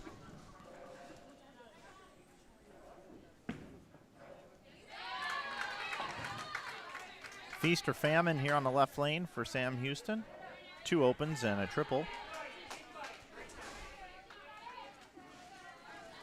Filling frames for Louisiana Tech currently.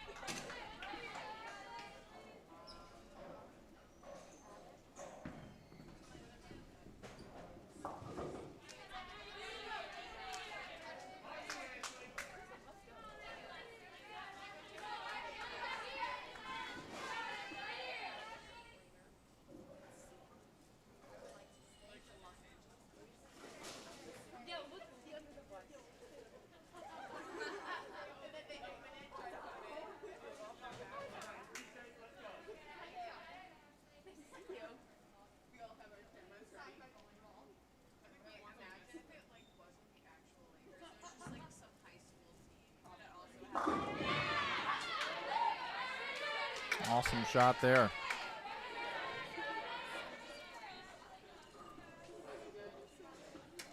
Louisiana Tech looking for a triple here in the 7th.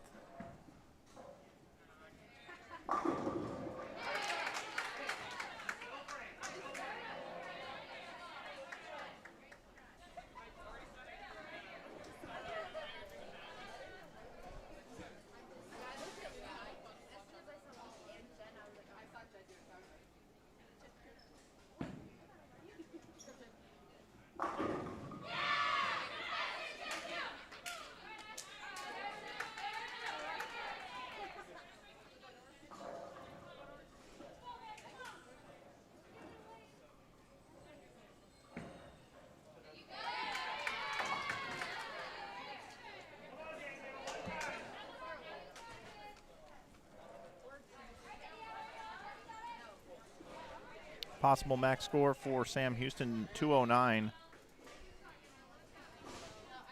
La Tech going at a 208 pace.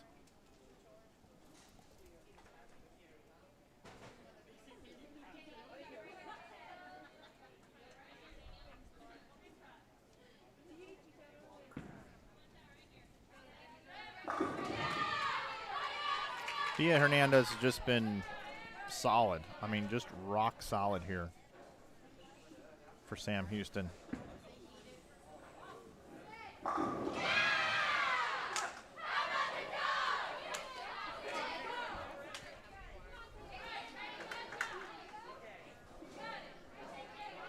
So 209 can be a posted score here for Sam Houston.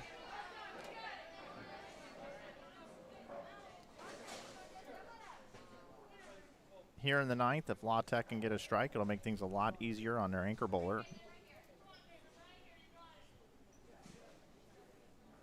If not, if it was a spare,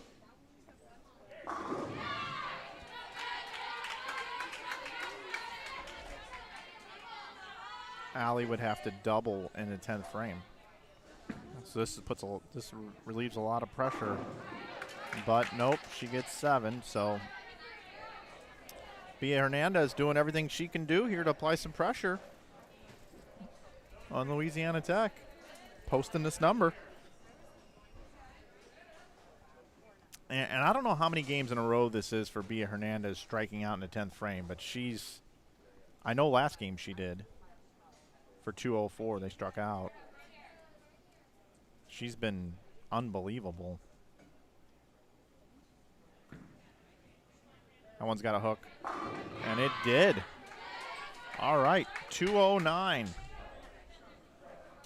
209 for Sam Houston.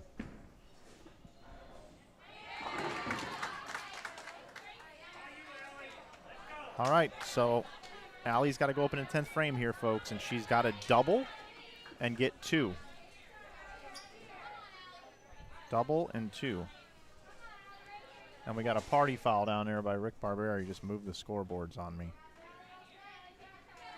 I'll get those fixed after this game.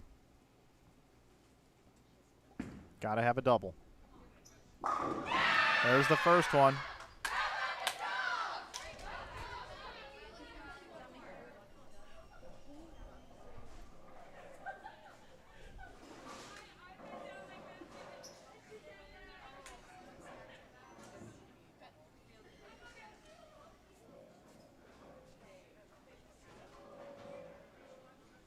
Here we go. It's got to have this one too. I mean, they're just battling it out. I mean, they are just, if I'm Vanderbilt watching this, I'm thinking to myself, man, whoever we're going to bowl, they're a good team. This is not going to be a walk in the park.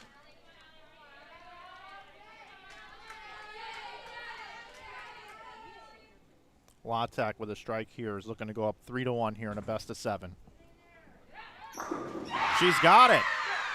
Huge shot right there for Allie Leindecker. Wow. But again, Bia Hernandez striking out in the 10th frame to force this drama. Now Allie needs 2 pins on this ball, and Louisiana Tech will be up 3 games to 1, need 1 more game to win, and they will go on to take on Vanderbilt. But again, we've seen it before. Team rallies back. Sam Houston is not out of this yet. It's all about momentum. Every time their back is against the wall, they bowl 279. That's what we've seen this weekend. They've done it twice. Heck of a performance right there, Allie Leindecker. 218 for her team. Louisiana Tech, 218, 209. Game number 5 coming up.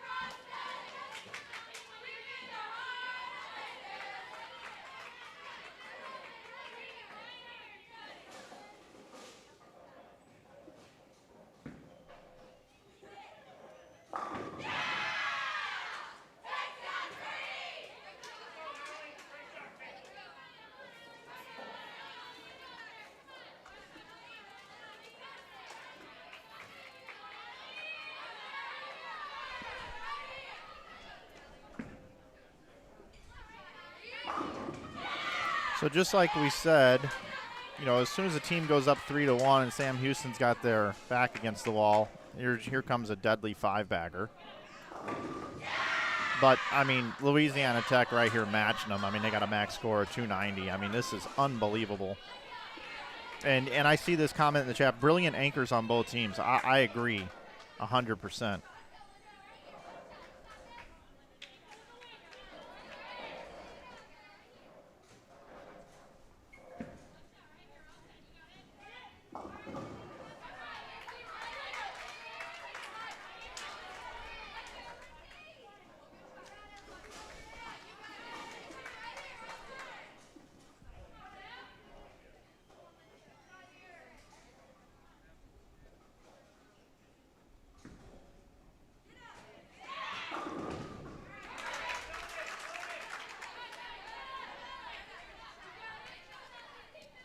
See if we can get a spare conversion here.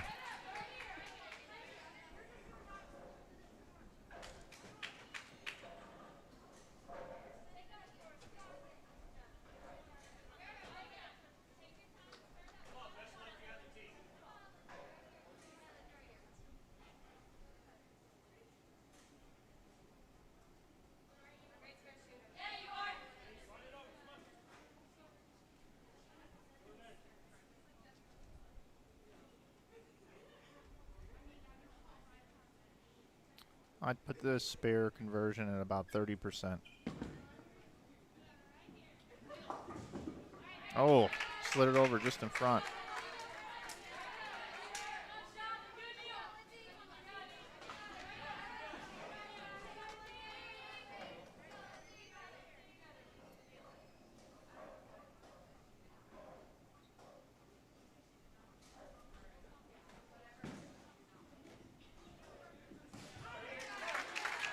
Uh-oh. Single pin miss is never good.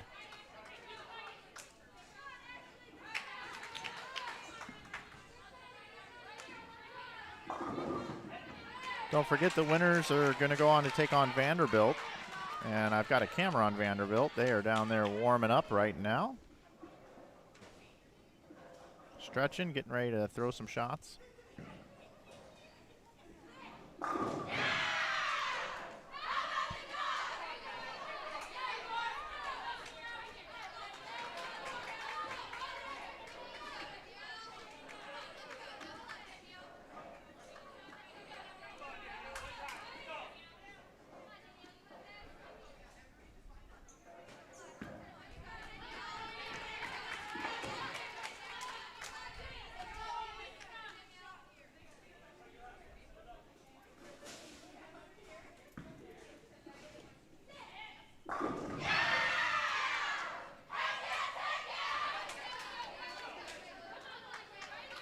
So we got max scores in the 250s. 257 max score for Louisiana Tech, 252 max score for Sam Houston, with the 8th, 9th, and 10th to go for Sam Houston, just the 9th and 10th to go for Louisiana Tech. They are one frame ahead. But of course we're going to get a strike from Sam Houston. Of course it's going to come down to the wire. Of course we're going to have excitement. Would we have it any other way?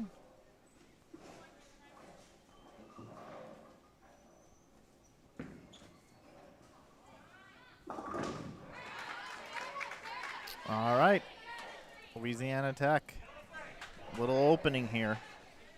Now, here's Denise. She's been anchoring this team for most of the tournament, and she was moved to the 4th position. And this is an important shot here in the 9th. Let's see if Denise can throw it here for the cheese, and she does.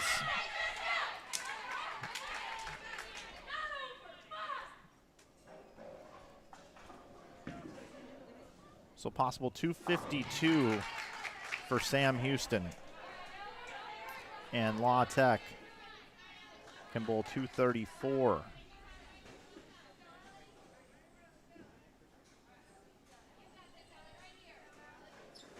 Needs the first strike and the 10th here. Got to have the first strike to shut him out.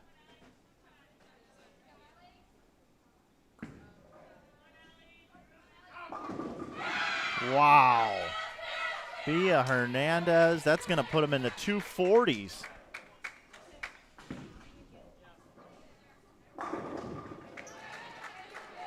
And a wrap 10 for Allie. 223 max score for Louisiana Tech, and it's not going to be enough. So here we go. Sam Houston now. Staying alive.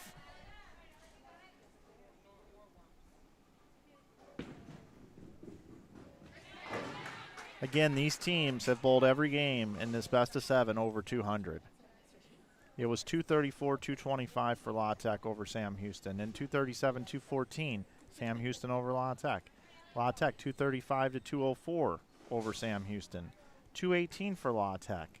Sam Houston 209. And now in a losing effort, 223 for La Tech. And we just got to figure out what the number is going to be here for Sam Houston. And I believe this is at least the 3rd game in a row that Bia Hernandez has doubled in the 10th. And she's filled the entire 10th up on the last 2 games. She is a machine.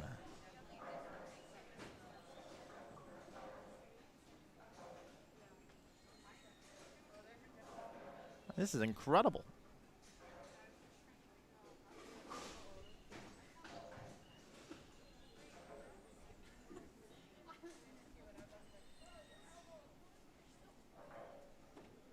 We've picked up 100 viewers for this match. It must be exciting.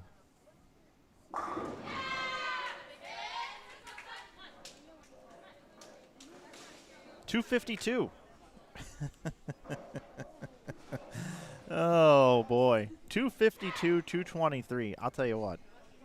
If this event ever comes back here again, use the exact same pattern. I don't want to see any other pattern. This is about as perfect as it gets. This is great.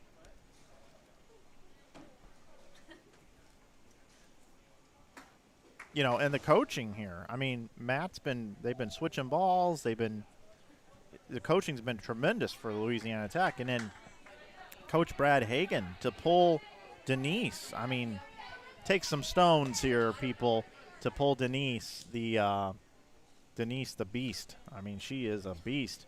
To take her out of the anchoring position and seeing that maybe she just didn't quite have it today, but still put her in that all-important setup position. And this Bia Hernandez, oh my, what a call by Coach Hagan. So great coaching, great bowling, great energy here as we roll on to the 6th game.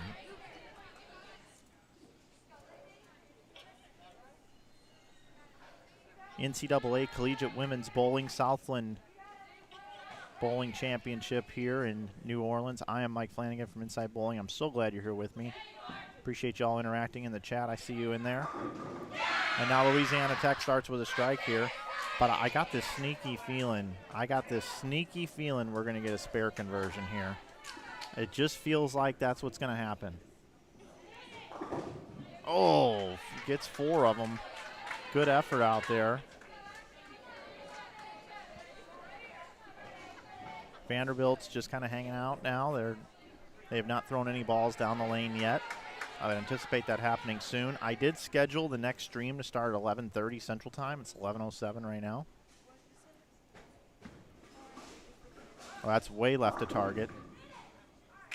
Okay, 310. So Sam Houston back up against the wall here, down 3-2. But they were down 3-1. And back on the strike train.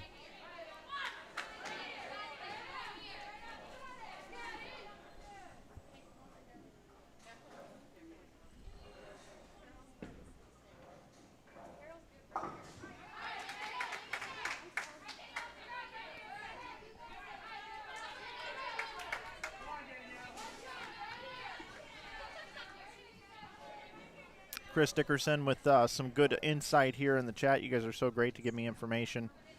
Bia Hernandez was the 2019 NCAA Rookie of the Year and 2nd team All-American. And we see you in here, Jody. Welcome. Thanks for staying up late with us.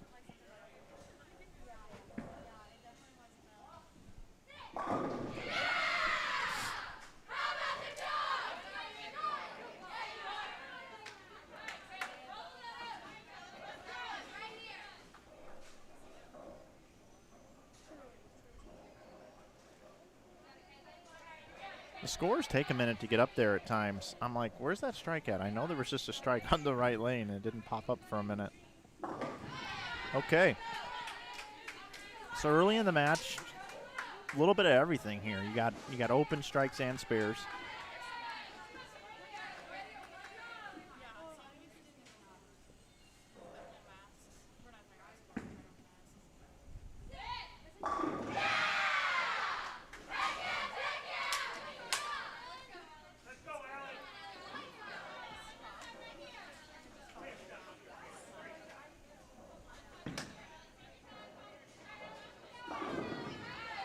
Oh, 4-9. That's a bad break, and you got a double up on the board for La Tech. If Ali can strike here, you're gonna hear an eruption.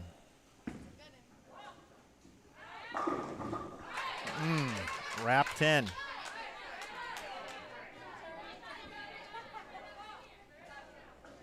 Let's see if Denise can slide this over.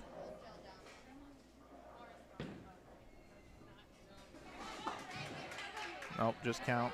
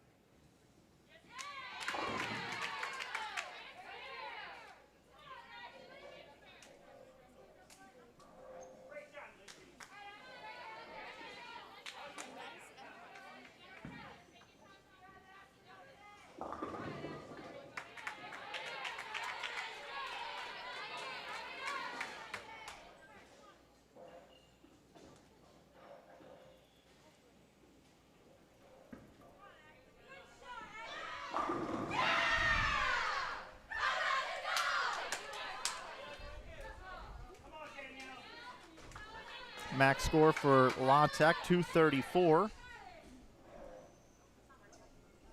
216 for Sam Houston. Sam Houston off to a slow start here. So La Tech here in the 8th and 9th frame can step up and can take it here. It's their game to win.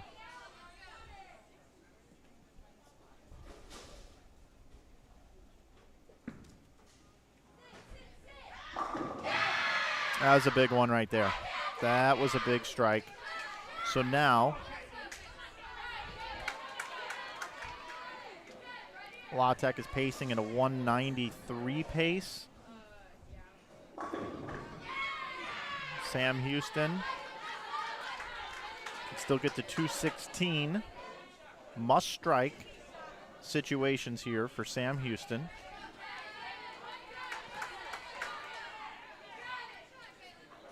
So here we go, Louisiana Tech, 9th frame here. This would really solidify things.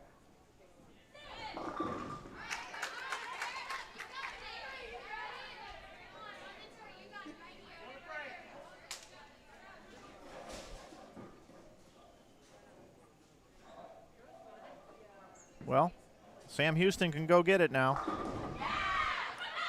They've got 2:16 left. They control their own destiny because the best La Tech can do now is 2:11.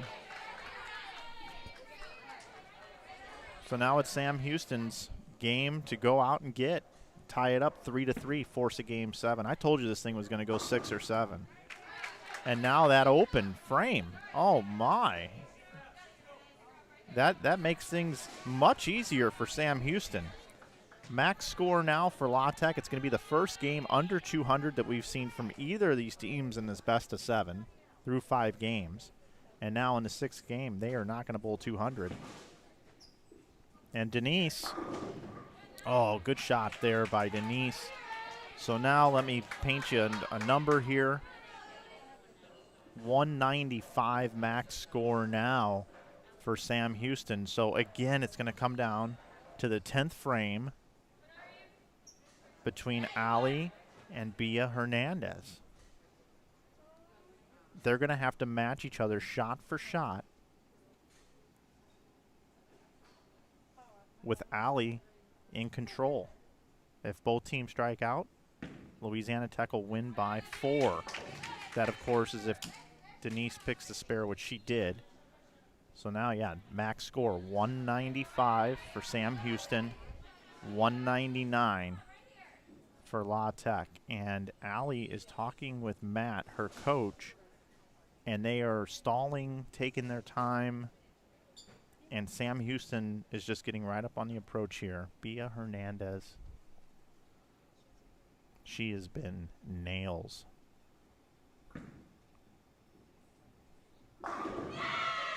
There's the first one. I mean, would you count on anything else from this young lady? So this one here forces, if she gets the second one, she forces Ali to double. Ali's going to take to the approach.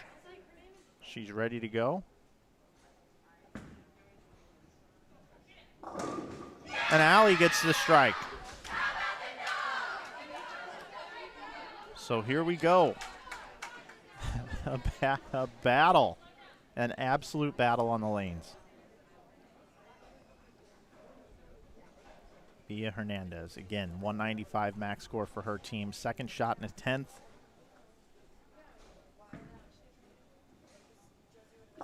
Again, another strike from Bia Hernandez. Sign her up for the PWBA Tour. I'm telling you. Well, let's slide over here. We've got Ali Leinendecker. She has got to throw a strike here.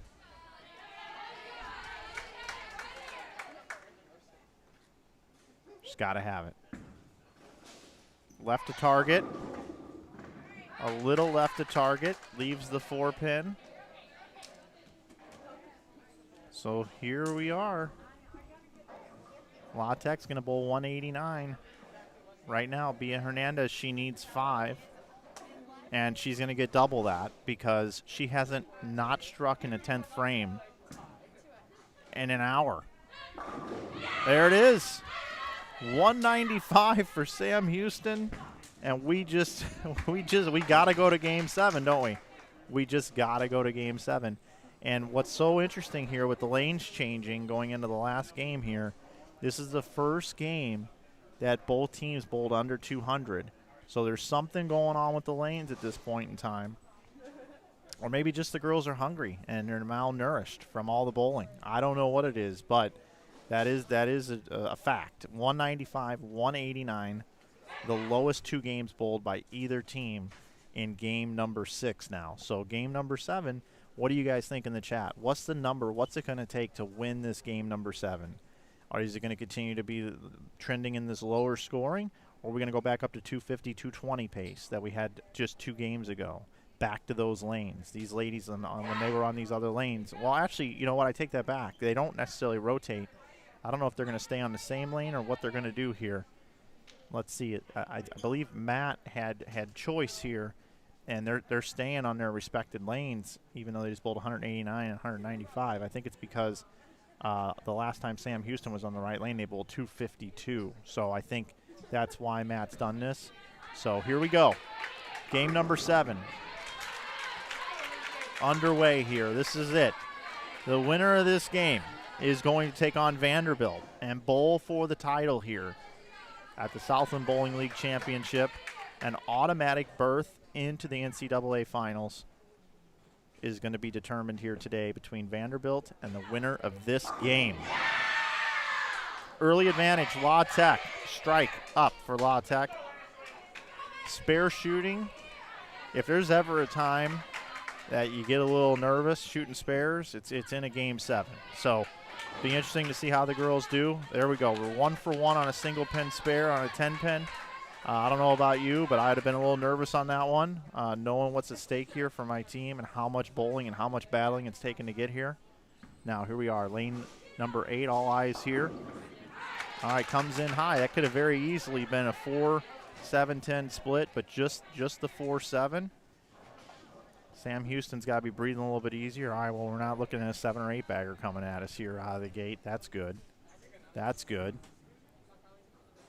The hook spot that's been established here with this, 15 to 10, 13 to 8 type of line to the pocket has become really nice for both teams. It's a defined hook spot down lane, and the teams are starting to come in a little bit high. We saw this 4-pin here. Just 2 frames in. Looks like our 11:30 stream is going to start a little bit later than that. I'm not going to reschedule it, but it's posted on the website at 11:30. We'll probably get started, I'm going to guess, about 11:45 if we're lucky. Here we go. Here we go. Up to almost 400 of you watching this match.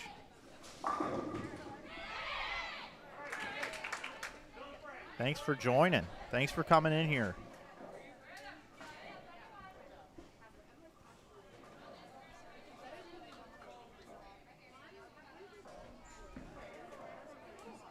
About the 7th board on that one with a lot of speed. High ball speed. Take a look at this 10-pin getting shot here. Again, more and more pressure on these single pin spares. And missed. Uh-oh. Uh-oh. Denise is up, and she just saw what happened there. A double for her team here would be big. Oh, she pured it. Oh, she pured it. She knew it. And that sets up the machine. That sets up the machine here. Bia Hernandez looking for a triple for her team. And now we're seeing some not so stellar shot making out of Louisiana Tech right here mid-game. This is a real opportunity to put the foot down right here. Let's zoom in on this. Let's take a look at this shot from Bia Hernandez.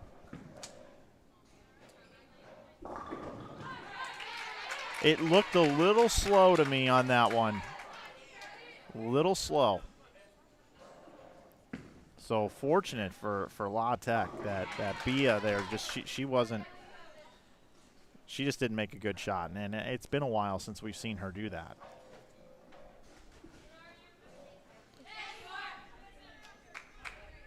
Wow. All right, 3-6-10. She hasn't thrown at this in a while. She hasn't even thrown it at a spare. And she chops it. Oh. What a roller coaster match here, folks. And if you're La Tech, you're just thinking to yourself, Merry Christmas, Happy Easter. That was a gift.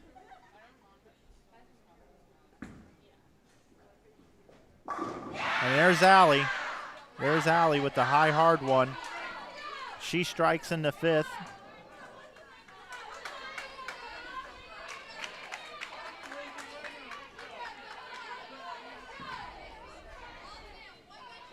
So a possible 248 for La Tech. Possible 242 for Sam Houston.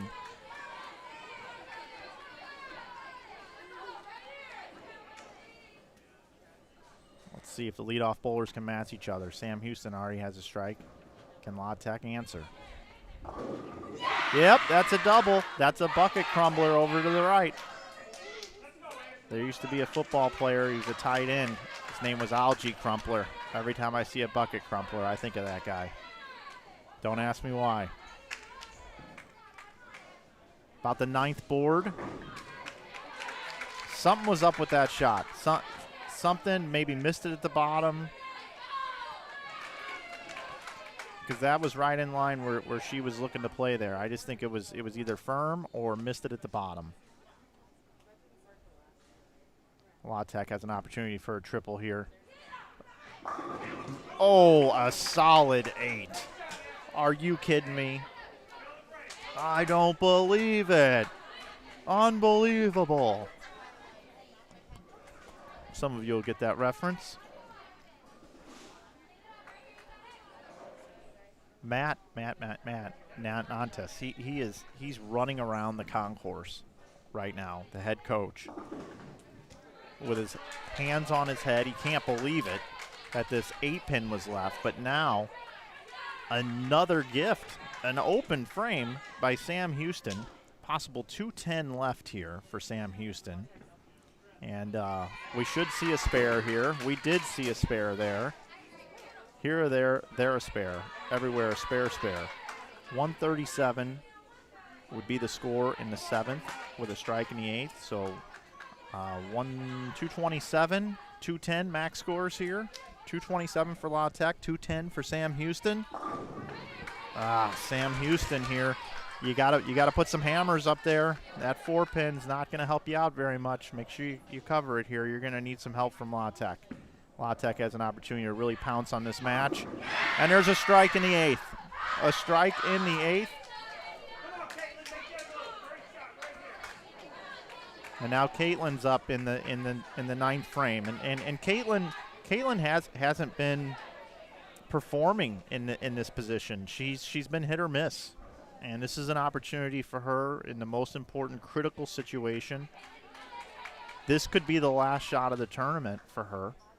Or this shot right here could continue their play to bowl Vanderbilt and have a chance to punch their ticket into the NCAA tournament. Here we go.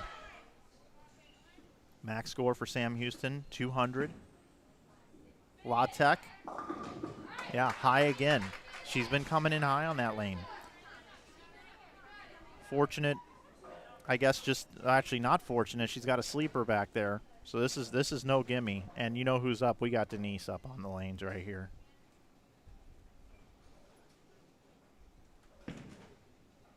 Pretty good. Denise delivers.